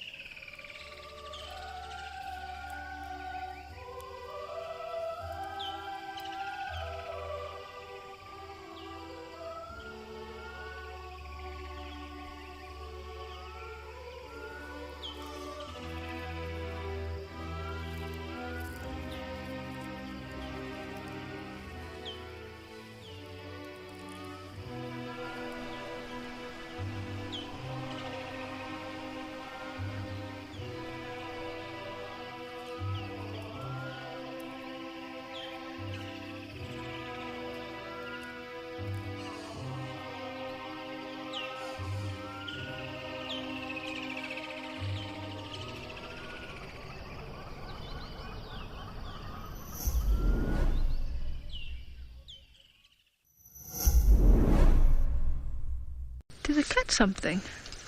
That was pretty intense. Yeah, it's got something. Oh, it's gone already. It really went for it.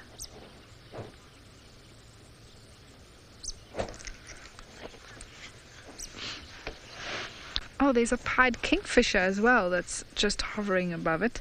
There we go. Isn't it amazing how they can hover like that in order to aim? Tweet, tweet. Oh!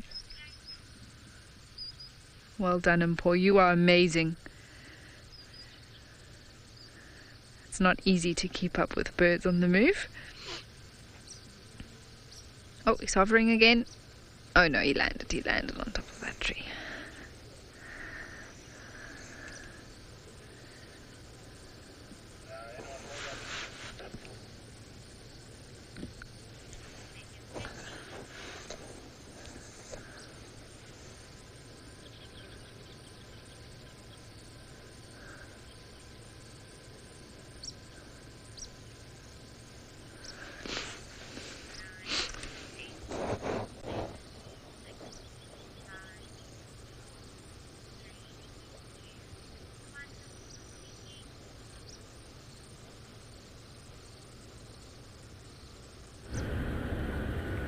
Alright, so I have left Tortoise Pan and Tiani. It's a very busy sighting, so we left them. They were still coming south towards Impala Plains and all that, but I think we had one of the most amazing sightings with those two leopards. So yeah, let the other guys all do their thing there. So my next plan of action here is I'm heading back towards Galago shortcut. I'm not too sure exactly where Amy left Tlalamba this morning, but knowing Tlalamba's movements, she'll come down Galago shortcut, maybe towards this clearing to Quarantine. That's a big clearing here called Quarantine, and she'll usually go south towards Treehouse Dam. She might have already ended up at Treehouse Dam. You know, she can travel very far, that leopardess. So let's see if we can pick up on any tracks coming this side. If not, yeah, well, let's see what else we can find around here. We did pass a herd of elephants, but unfortunately that sighting was heading straight to that herd of elephants.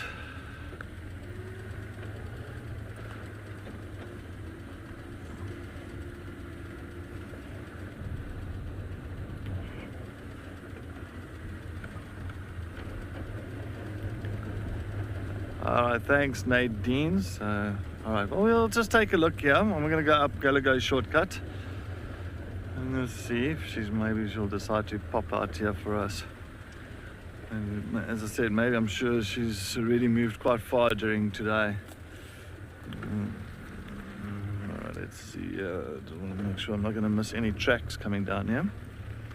Okay, let's go up this side.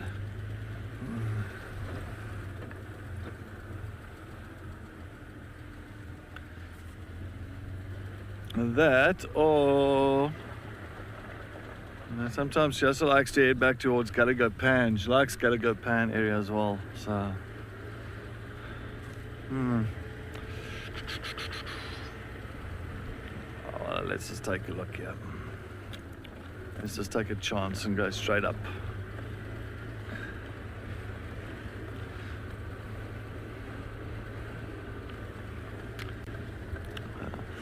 I just feel that I don't.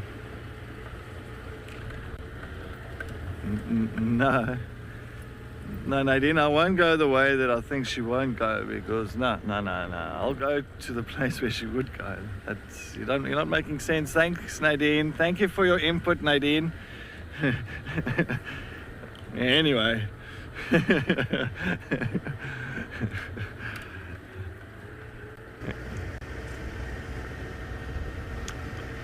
So Nadine says she knows Lalamba very, very well. So yeah, we can't wait. Apparently, well, not apparently, it is true. Nadine, our director for this afternoon, she is making her way to Djuma in the beginning of May. So yeah, I'm going to put Nadine on the front there as my tracker. So if you do see a lady that's sitting on the bonnet of Wendy, or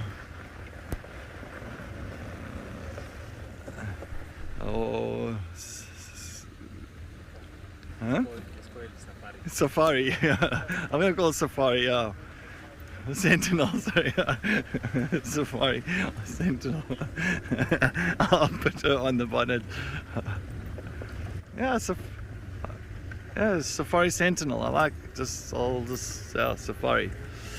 Yeah, so we'll put her on the bonnet, and then yeah, we'll see how good her tracking skills is.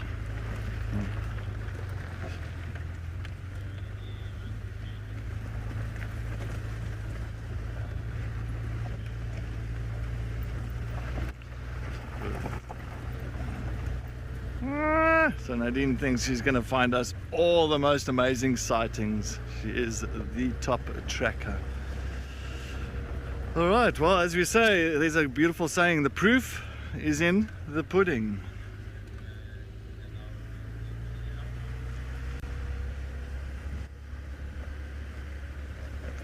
Seeing is believing.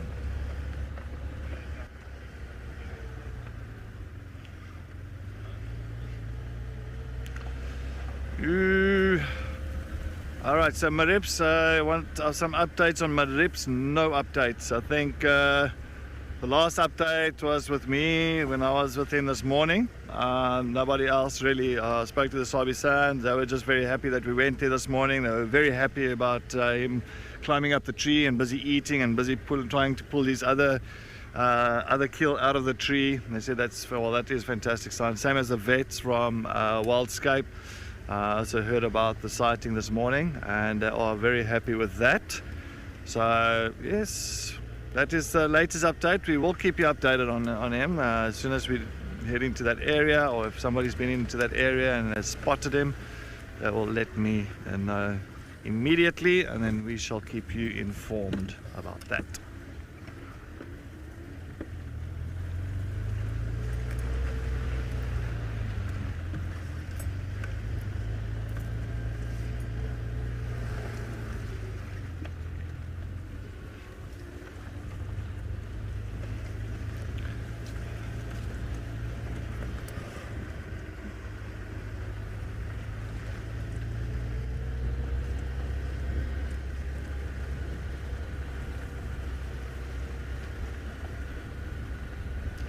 Val, no, there's never a bad day in the bush. I fully agree with you there, Val. But yeah, today has been amazing, amazing, amazing, amazing, with from all sides.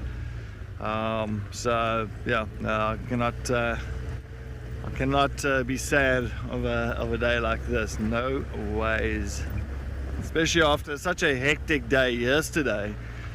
You know, emotionally wise, you know, I think we needed a day like today. So it just helps.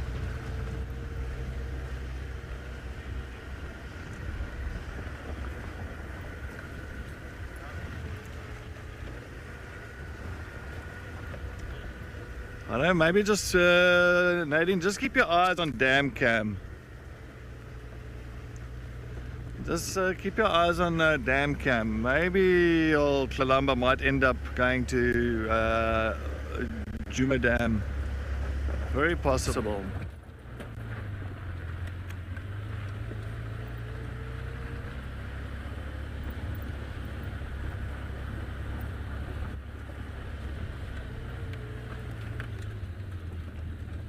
Feels like the tire's flat, isn't it? Nothing's flat there. Sorry, I'm just thinking, I just asked Panda now. Feels like there's something not right with the tire. Sometimes you can just feel the drive of the vehicle. It's not smooth. Maybe I'm not really used to windy, that's why. I always just knew everything about Rusty's aches and pains for that vehicle. And that vehicle was just off of something.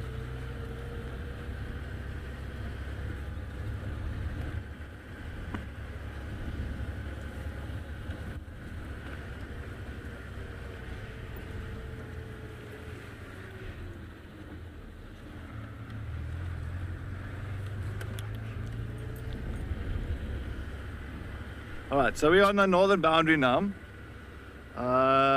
Slowly heading east on Biffleswick boundary. I'm just going to go a little bit further up here. No luck on tracks. I've got a feeling that Tlamba came in, and then she's going to turn in again. That's why I say Gallagher Pan, Gowrie Dam,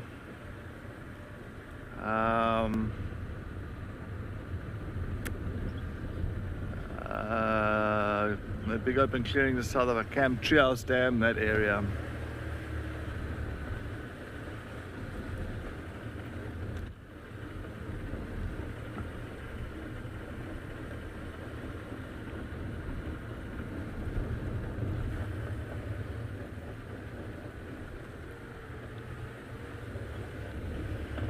Looks like the Sabi Sand is coming towards us, or maybe if it is the same people that was helping out with Marips yesterday, I might actually just stop and just give him a shout. Maybe they went to go and visit him quickly just to see and get an update. So I'm just going to pull to the side, and I do apologize. I'm just going to, all right, let me, no, it's fine. No, Nadine, you can stick with us. No, stay with us. I'm just gonna.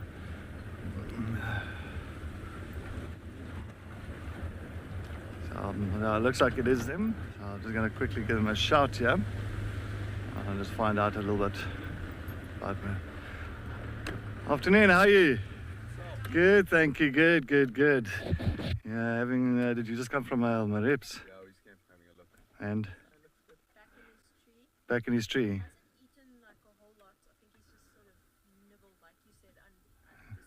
Yeah. Oh, yeah. When we drove away, though, I switched off and hear him. Oh, so did you take the kill out of the tree? Is it still there? Okay. Calm down and we hear him chewing on it. Oh, wonderful. Thank you so much. But he looks a lot more like alert and like awake like today. That's correct. That's what I thought this morning as well, because he wasn't slumped down. This morning he was like up and he was pulling and he was doing his thing. It felt like he's just had a whole new life in him again. You know? Exactly what we said. Yeah. He looked so much more like Yeah. also just willing to like move around, because before he was kind of like He was all lethargic. over the tree just now. Yeah. Dancing about it. Oh. I see there is a bit of like it did bleed a little bit Mm. front right leg at some point. Yeah. So I'm telling the vets about it now, but I think that's that's to be expected. It was a bit open. They left it The drainage. I remember Diane said she was going to leave that little part just for a little bit of the nice, a little bit of drainage there. Yeah. Yeah. I'll tell them about it, but I think it's pretty damn. Oh, I see. It's such a good story. I love this. That's fantastic. But thank you so much. Thank you guys for everything. No. We really appreciate all your support and that on this. Well, same as from you guys. I think that in all round, I think it was just, I was telling a lot of the viewers, well, we are live at the moment, and it's nice just to hear from you guys and all that. So, yeah, it is fantastic. All right, thanks so much. All right, guys, we'll chat to you later. See everybody, look at that, Good news all around. Now we got a proper update from the Sabi Sands. It just came from Marips, and I'm sure everybody heard exactly what they were saying. And there's just got a whole new kind of spring to his step there, and you know, it feels like he's back to who Marips should be. Yay! Wonderful! What a success story this is going to be.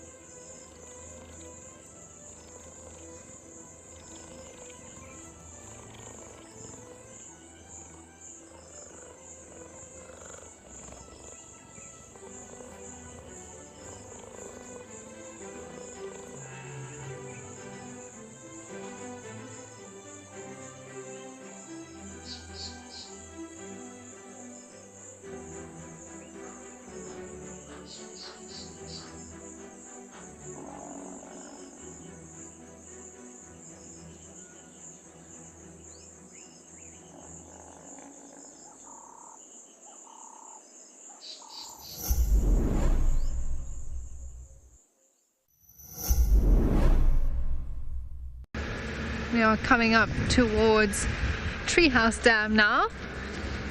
I did say I wanted to check the water holes today. I'm eventually getting around to it.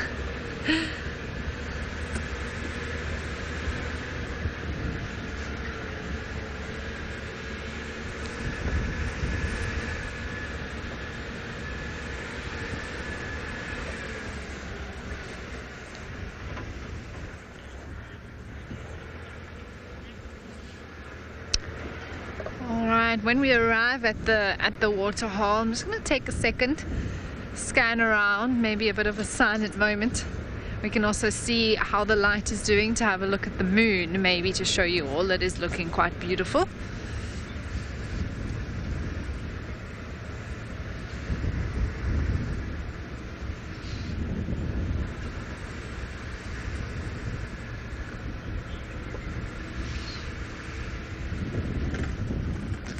So just checking, this is the time where the cats do tend to come out to play. So we've got to keep our eyes peeled in case there's any surprises around the corner.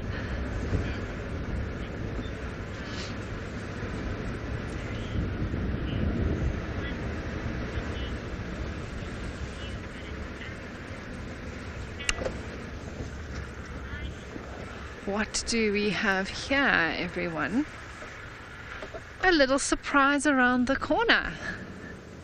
Not a cat, but another large animal. And what a beautiful sight Treehouse Dam is at the moment with the reflection of the sun. And there we have a hippo.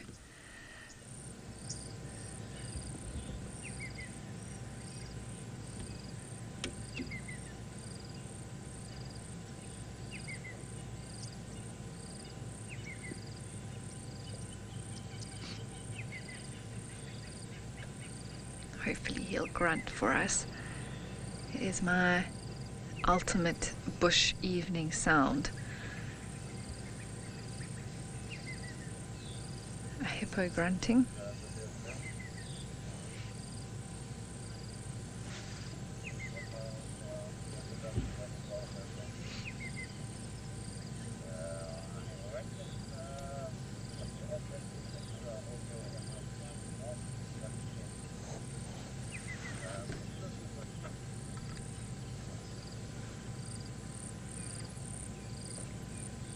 Ooh, I'm gonna get a yawn.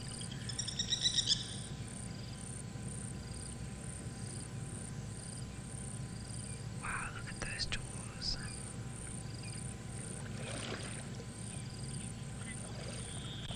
Oh, wow.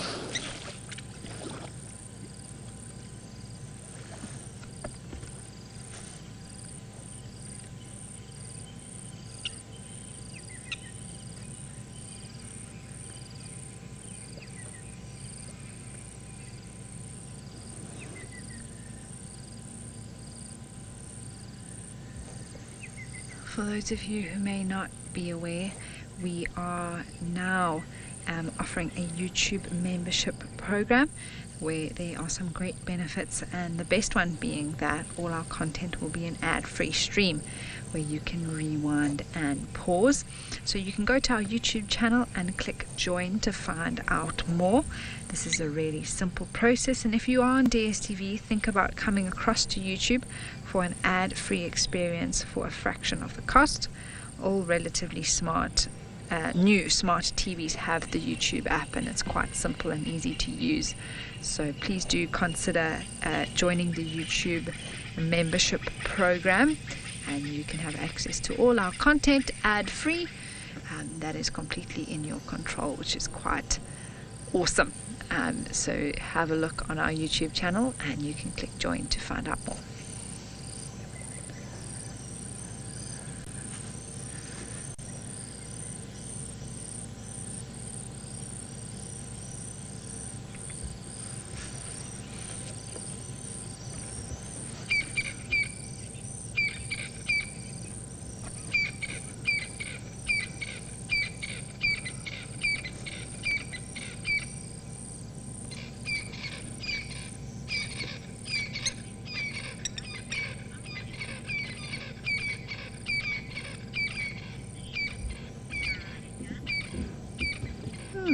Veronica, that is a very interesting question. I'm not sure.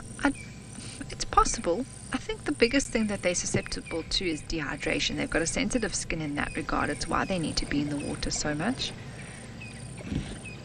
What a beautiful scene. This is, oh my word, he's rolling on his belly, on his back. Let me just pull forward. I just see legs up in the air.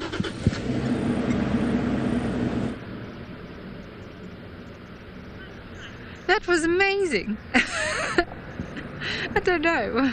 He's just having some fun. Wow, look at that view, everyone.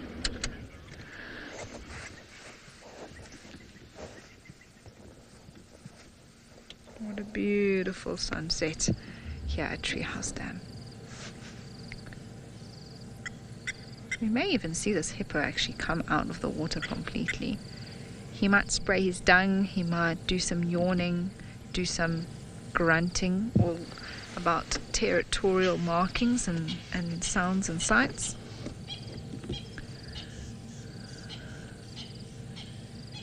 But the scene here this evening is just gorgeous.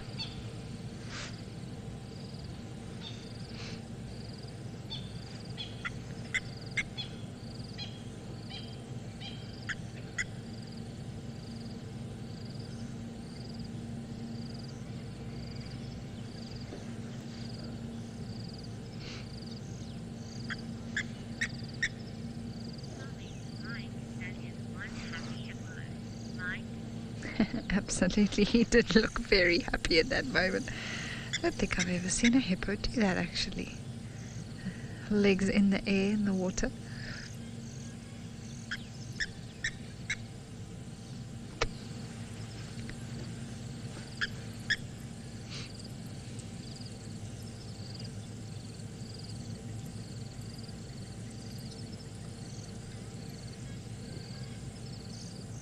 I believe you can also hear the birds calling in the background. Oh, there's a yawn.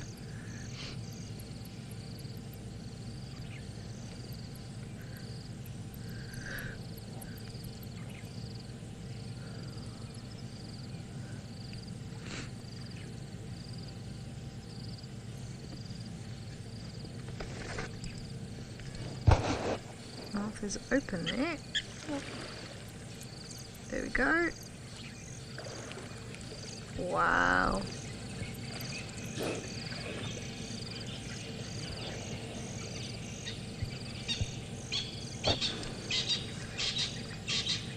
Oh.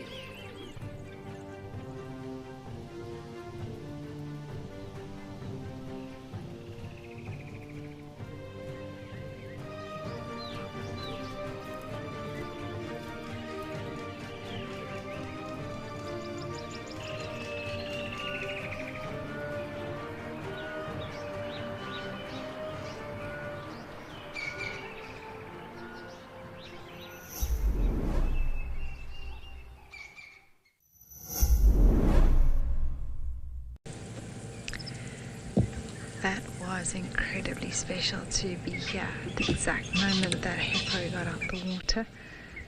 And he's going to go head off and graze now for the night. And he might be back here tomorrow morning. But this scene, African sunset, is just beautiful. Wow. That is incredible.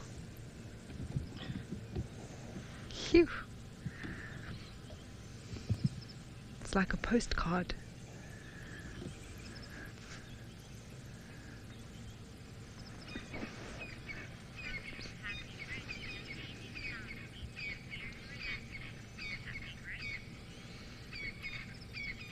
Happy Breath, it is just a beautiful scene. And the sounds are incredible, and I'm so glad that I'm getting to share this moment with you all.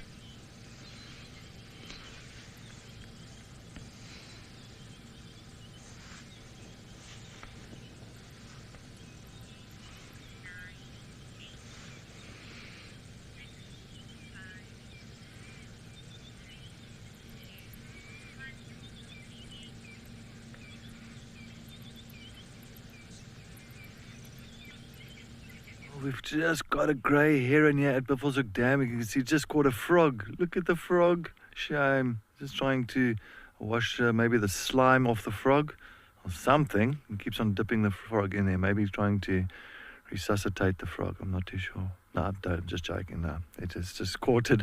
He's just cleaning it up. Look at all little dangling legs. Oh, sorry, froggy. Well, a nice catch for this grey heron. You can imagine those very strong beaks. He's still got a bit of a kick there, I think, the frog. Now and again, kicking back. No, the legs are just dangling. I think it's over.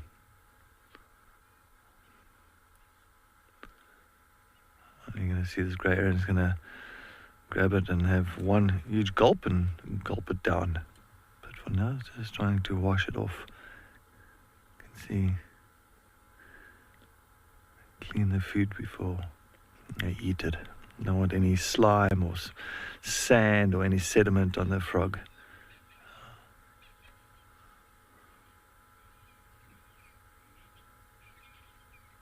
That is a beautiful reflection as well, eh?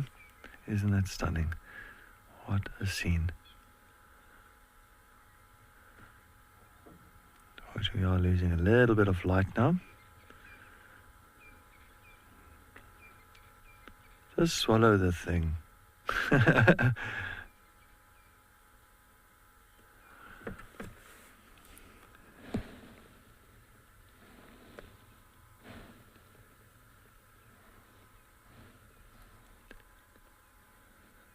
And typical of these storks, catching frogs and fish. Oh, it's still alive. Looked like it was kicking there. Yeah, it's still alive. Unless it's just the nerves.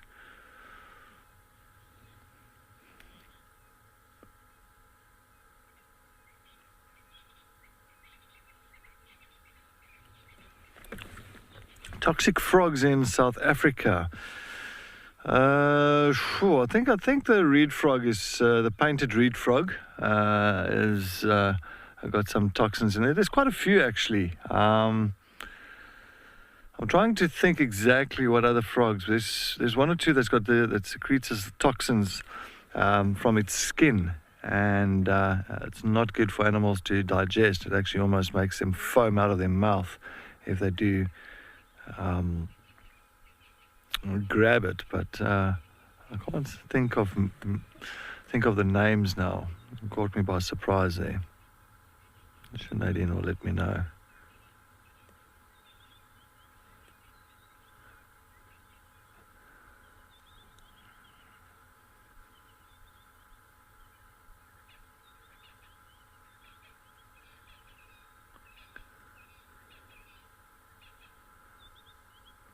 I think the rubber frog as well. I don't know the rubber frogs. Like the banded rubber frog.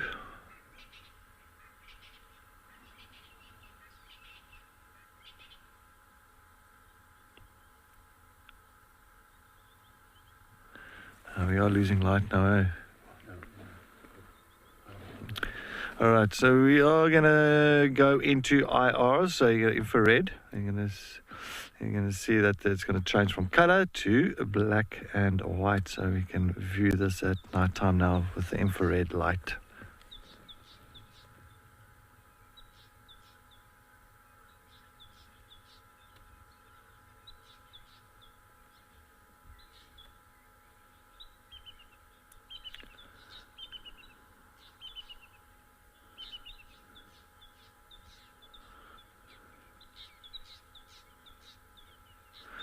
Oh, there you go, Klop.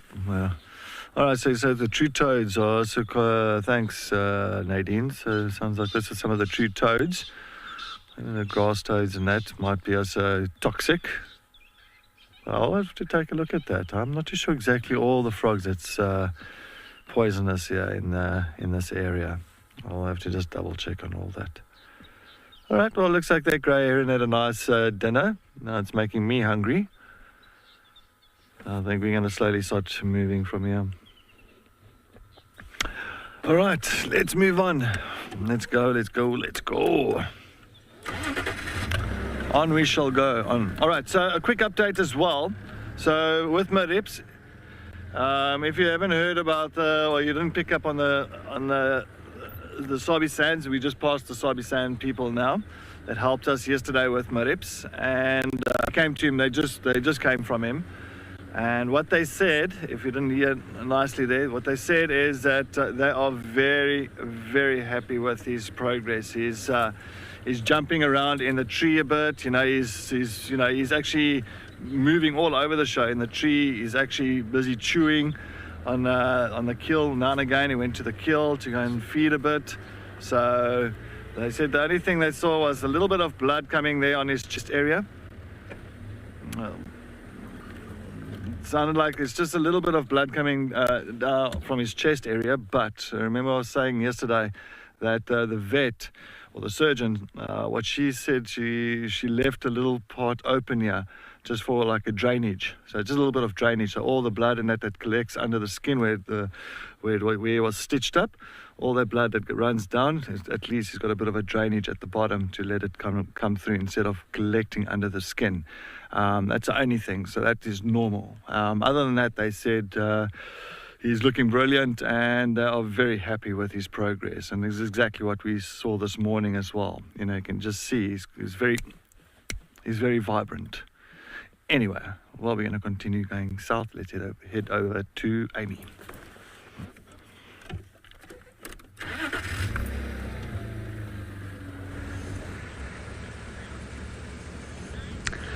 Thanks, it is. Yeah, we are here. We are bumbling about. We've left Treehouse Dam.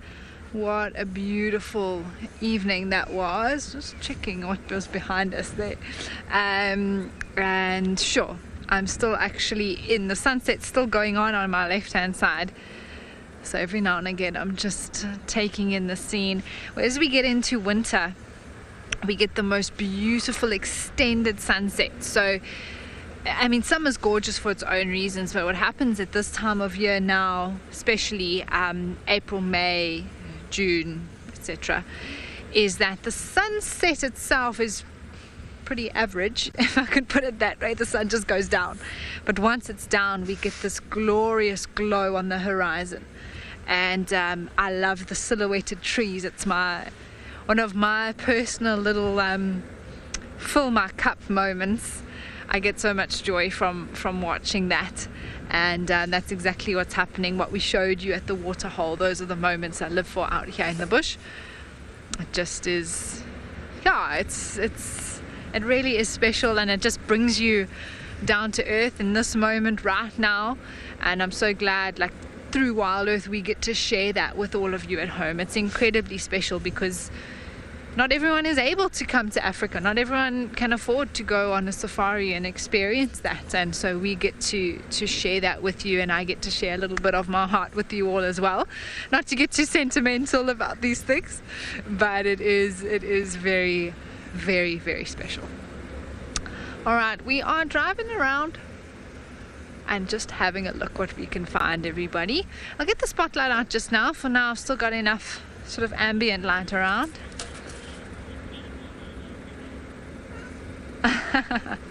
Thanks, Bill. That's very kind of you to say. Very, very kind of you to say.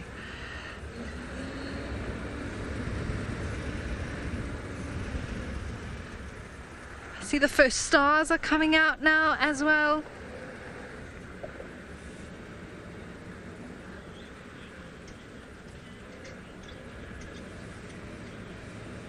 Ooh, Debbie, there's a few of them. There's a few really cool nocturnal creatures around that we could spot. I would love to see a white-tailed mongoose. They are around. Not very common to see because they move all the time, but that would be very awesome. A civet as well. They're often walking in the road now in the evening time. A little genet could also be nice. And then what else? I mean, something really special like aardvark would be amazing. Haven't seen one on Juma before. But they generally come out a little bit later on once it's a lot darker. But in the winter time, as it gets cooler, there's more and more likelihood those rarer things will come out earlier because of the temperature dropping and it getting darker a lot earlier.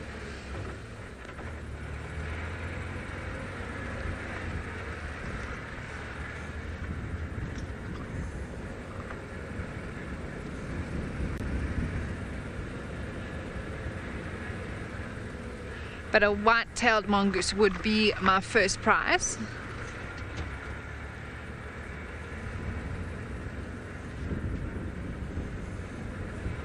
Oh, sorry, Nadine, I missed that. You could just say that again, please.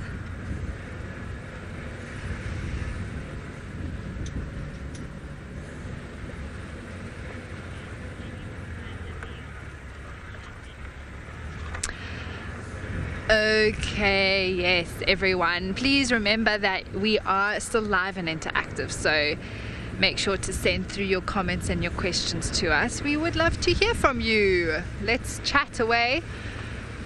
As it gets darker, the animals do tend to move off the daytime animals anyway, and the little nocturnal creatures are sometimes difficult to spot. So there's always lots to talk about. I'm heading up now to some open clearings. I'm hoping that maybe we'll get something here that we can have a look at with the IR, which is the infrared cam.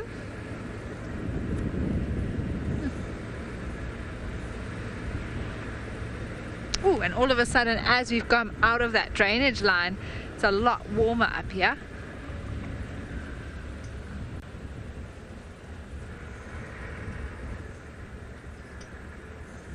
Get the spotlight out now as well.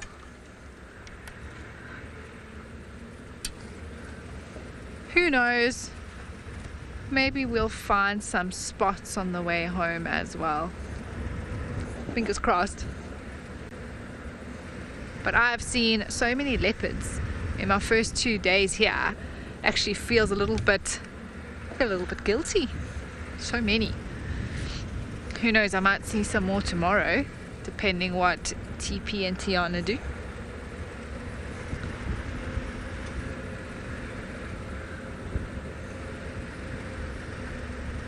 And what I'm looking for is any sort of eye shine reflecting back, and then we can take a closer look.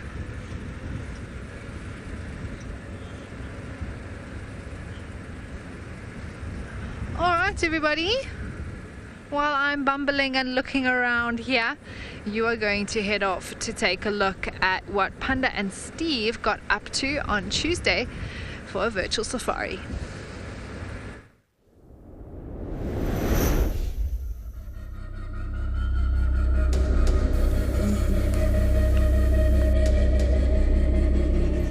Everybody, hello, my name is Steve, joined by Panda. We're off to a rolling start this morning. Just heard some lions vocalizing just here towards the dam. So let's go catch up with them. Let's go see what's happening. Some action in the night. So the guys thought they heard buffaloes being killed. So anyway, it sounds like it's going to be a cracking morning. Let's go see what we can find just down the road.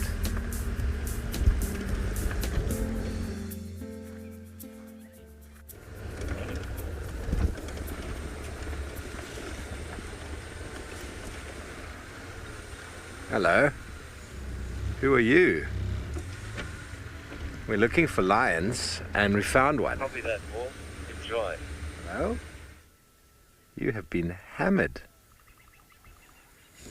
It's a male lion in the early morning, everybody. We've been looking. Heard lions from the bedroom. Panda and Paul swear they heard something being murdered last night. Close to Gallagher. James has been in the area. He's picked up on some activity, but nothing immediately fresh. We were checking the whole of this open area, and as we came back around to go and check our western area, we've come across this decent sized male lion who's definitely looking for somebody. Now the audio I heard came from more towards our left, but we haven't seen a track. Could this be one of the Kambula males? Just had a visual of his right rump and back leg area. It's been quite brutally attacked.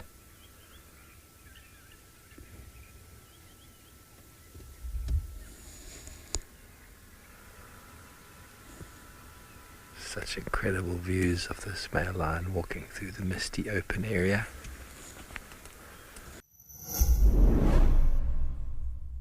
On the 30th of April, Wild Earth will be coming off the DSTV platform. We want you to come with us into a more sustainable future. How, you might ask? Well, YouTube is a brilliant way for you to enjoy the live drives. Come to our channel and you can enjoy the live drives for free. Alternatively, join our membership program and you'll get an assortment of other wonderful perks. We'll see you on YouTube.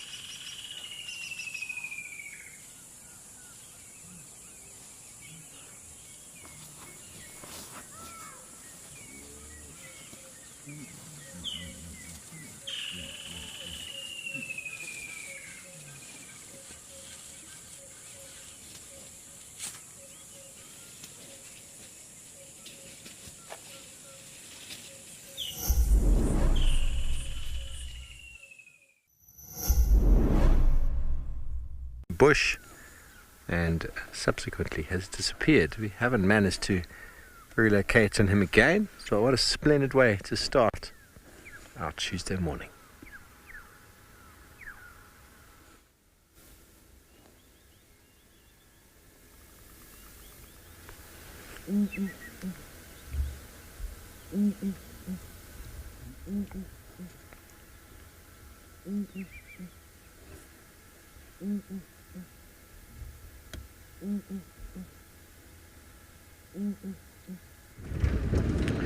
So everyone, we just received a report. We're enjoying a nice little bit of time with the ground hornbill there, and we got a report that tortoise pan has just crossed into Djuma. around the gate onto this road, Vuitela access. So I think we're imminently about to bump him. Let's see if we can do this in one go. Grab it, thank you. He's about to pop out in front of us. Do you see him, Panda? Yeah, here he comes. He's walking straight to the junction. I think you were with me, Panda, that time I got off the car at this junction. I was like, oh, there's a leopard. Hello, Tortoise Pan. You might hear another vehicle. We're not alone. He's going to check that tree out, but this little road is a beautiful little access. It goes straight across to Sydney's Dam. We have our lions often coming straight across and going along in that road, and it looks like he is going to do that as well.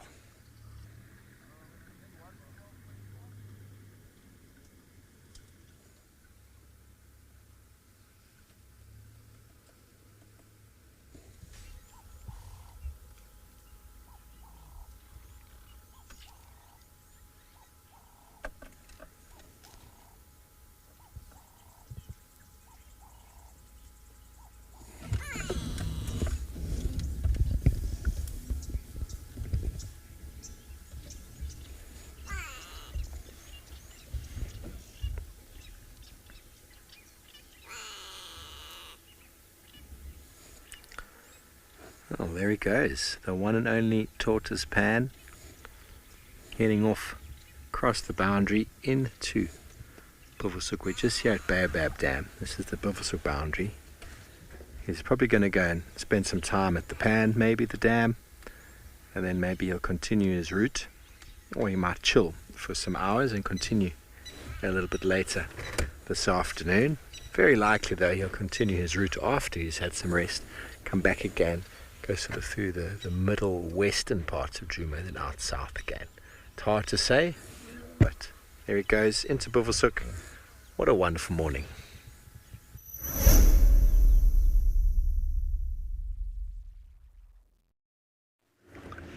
Well, that's nice. Nice sightings there with the Kambula male, Kambula number 5, and yeah.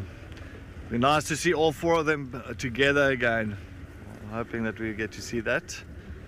But for now, no idea where the Kambula male lions have disappeared to. I don't know if they might be in the west.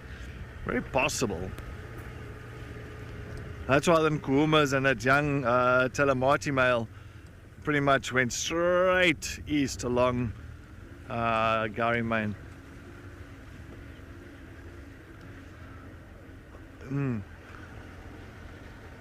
I think there are the Kambulas, Nadine. I agree with you, because there's no way that Black Dam males would have finished the Nyala kill, come all the way here and go back again to Chilakatline. No, they would have gone from where the Nyala kill was, they would have ended up on Chilakatline. So I say those 2 male lions that was here, it could be any other males, not the Black Dam males, or the Kambula males, 2 of the Kambula males. So that's what I think.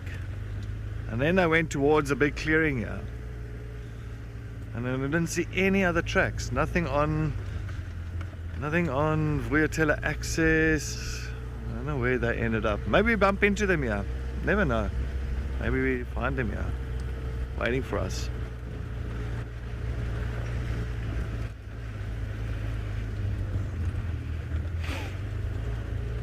As well as I still haven't gone. I haven't still gone to the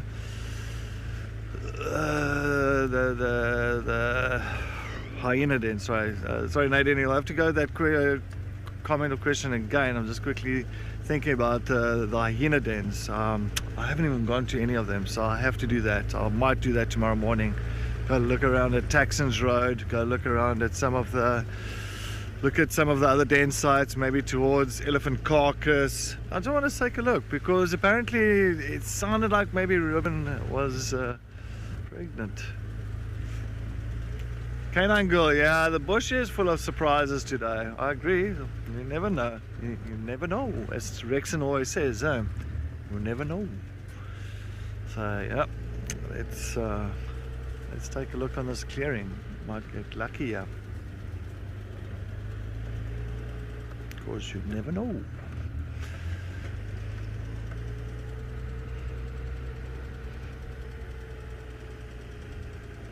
It's nice and warm here on the crest. So all the cold air sinks to the bottom, and then the warm air gets pushed to the top, to the high areas, lying areas, and it's so nice and warm here now. Lovely. Call that a katabatic air pressure system.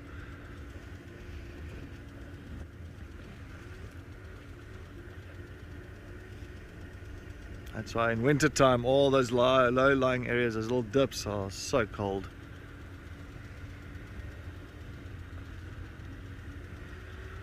Oh, Lorimer, it might change.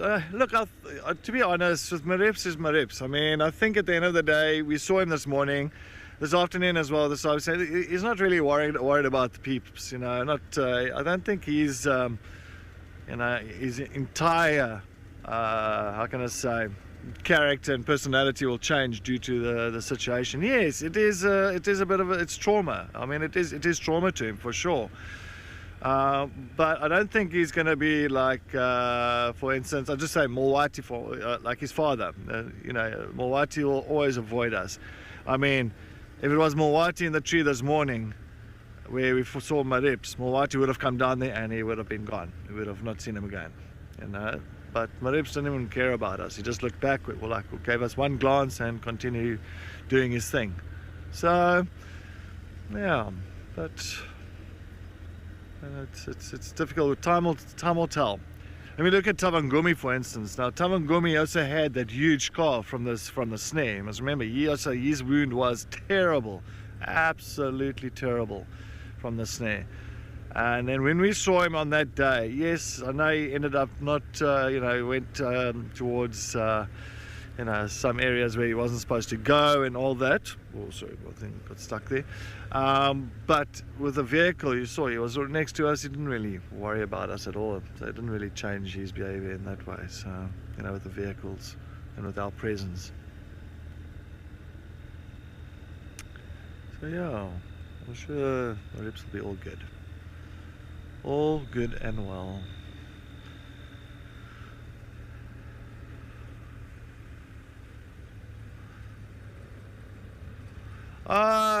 So I'm sure, I spoke to Rex not too long ago. He's doing very well. He's doing absolutely wonderful. And unfortunately, yeah, I think, I think his sister passed away about, what was it, about a month and a half ago? About a month and a half ago, his sister passed away. So yeah, it was a little bit of a sad one for Rex in there. But other than that, he's doing well. He's still continuing with his business and all that. And you know, Rex is Rex. And yeah, I'll miss him. Good to have him back this side. I'm hoping sometime soon, which would be nice. You never know. We're gonna go to the north, because you never know. Oh, Rex. Yeah. And it's in his nature.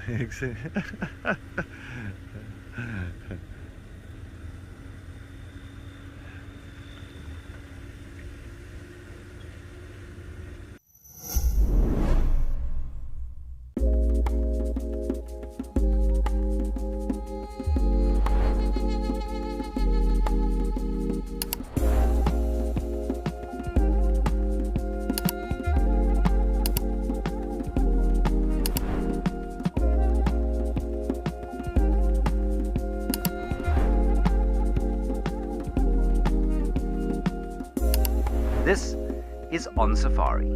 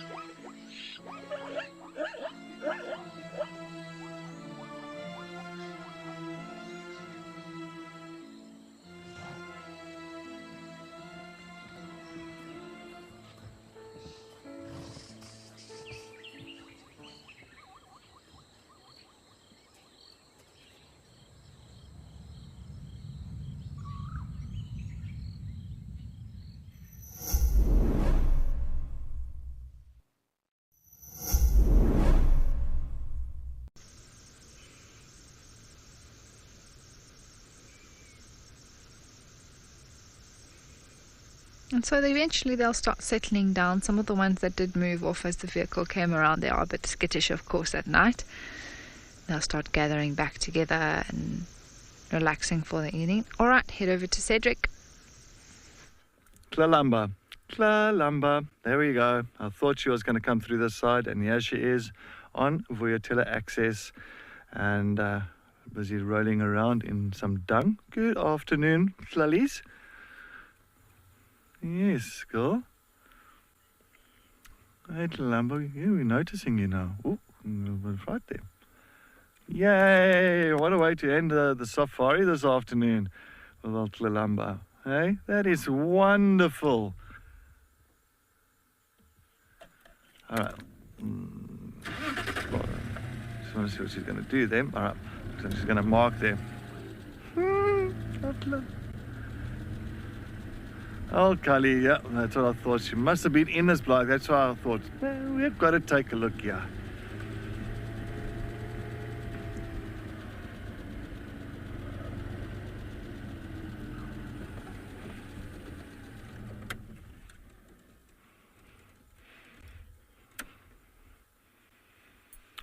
So Tlalamba is just sniffing around here at the moment. So we're on Vuyatilla access Zoe's junction. Sniffing around. I don't know what she's picking up on. I'm trying to see if she's got suckle marks. That's what I want to see. But it looks like she's got milk bags. Look at that milk pouch at the bottom. That's a milk pouch. That's a milk pouch. All right. Wonderful. Where are you going to go? You're going to go down this road now. Uh-oh.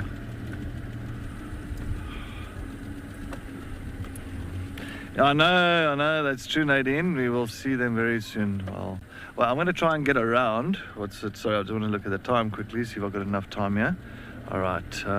Doodle-doo.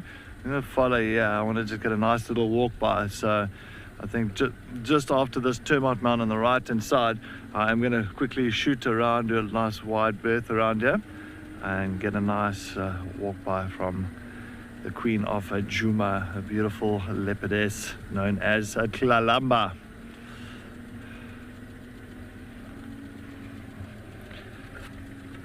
Chris Rogue, yes. Okay, let me get through here quickly. All right. Just hold on, everybody. I don't know what kind of stumps it's going to be here, but let's see. Hopefully I don't hit a big stump here. Then it's a problem, man.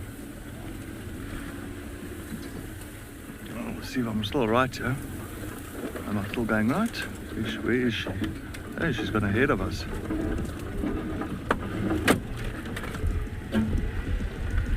Alright, let's try and get past her, yeah? Okay, she's behind us. Yay! Alright. There we go. I'm going to do a little turn here, so we've got a nice long walk by here.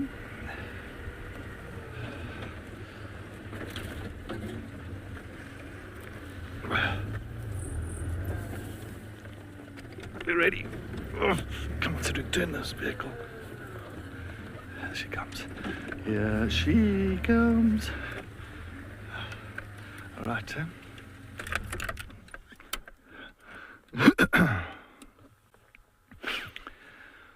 So nice to see old Tlalamba again. And, well, you know, she always got a typical route that she uses as well.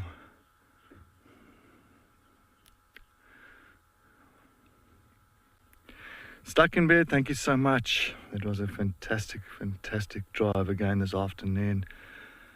And being graced by the presence of this stunning leopardess, old Tlalamba. Look at that, the walk of a queen.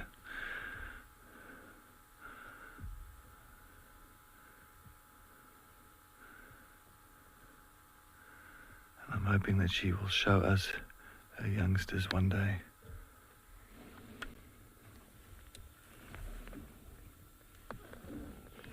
I'll just quickly turn it around there. All right. one more little walk by. Well, I don't think we're going to get time for another walk by, but that was nice just to see her coming towards us like that. And she's heading straight. She's on the western side, if you like to know, western side of quarantine now. And she's heading straight south towards that drainage side. When she always crosses up to Rebecca, then she goes to Treehouse Dam. So that's going to be a normal route. Sorry. I just don't want to put any lights on her.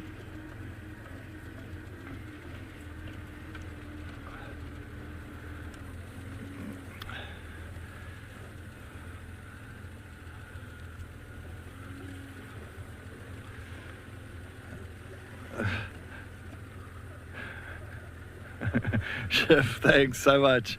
All right, let's see if we can get it going now. And I'm marking her territory.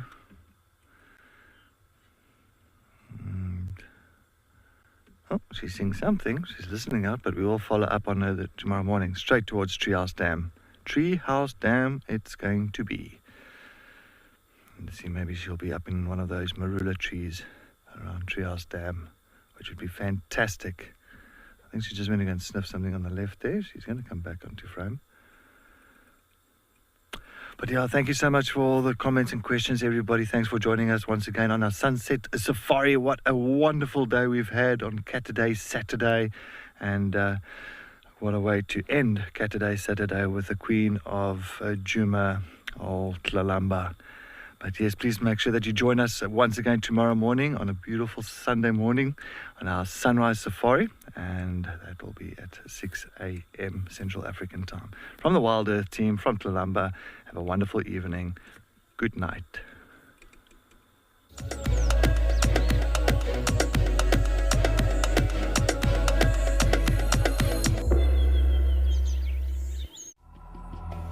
The Catch Report documents real stories of real predators as witnessed and captured by a band of obsessive wildlife filmmakers who live and work in the bush 365 days a year. Previously on the Catch Report. The North Clan showed their brutality in the kill as they filled their bellies from the migration bounty. And their tenderness at the den, where Waffles revealed she has not one, but 2 new cubs. A sausage tree pride lioness had heard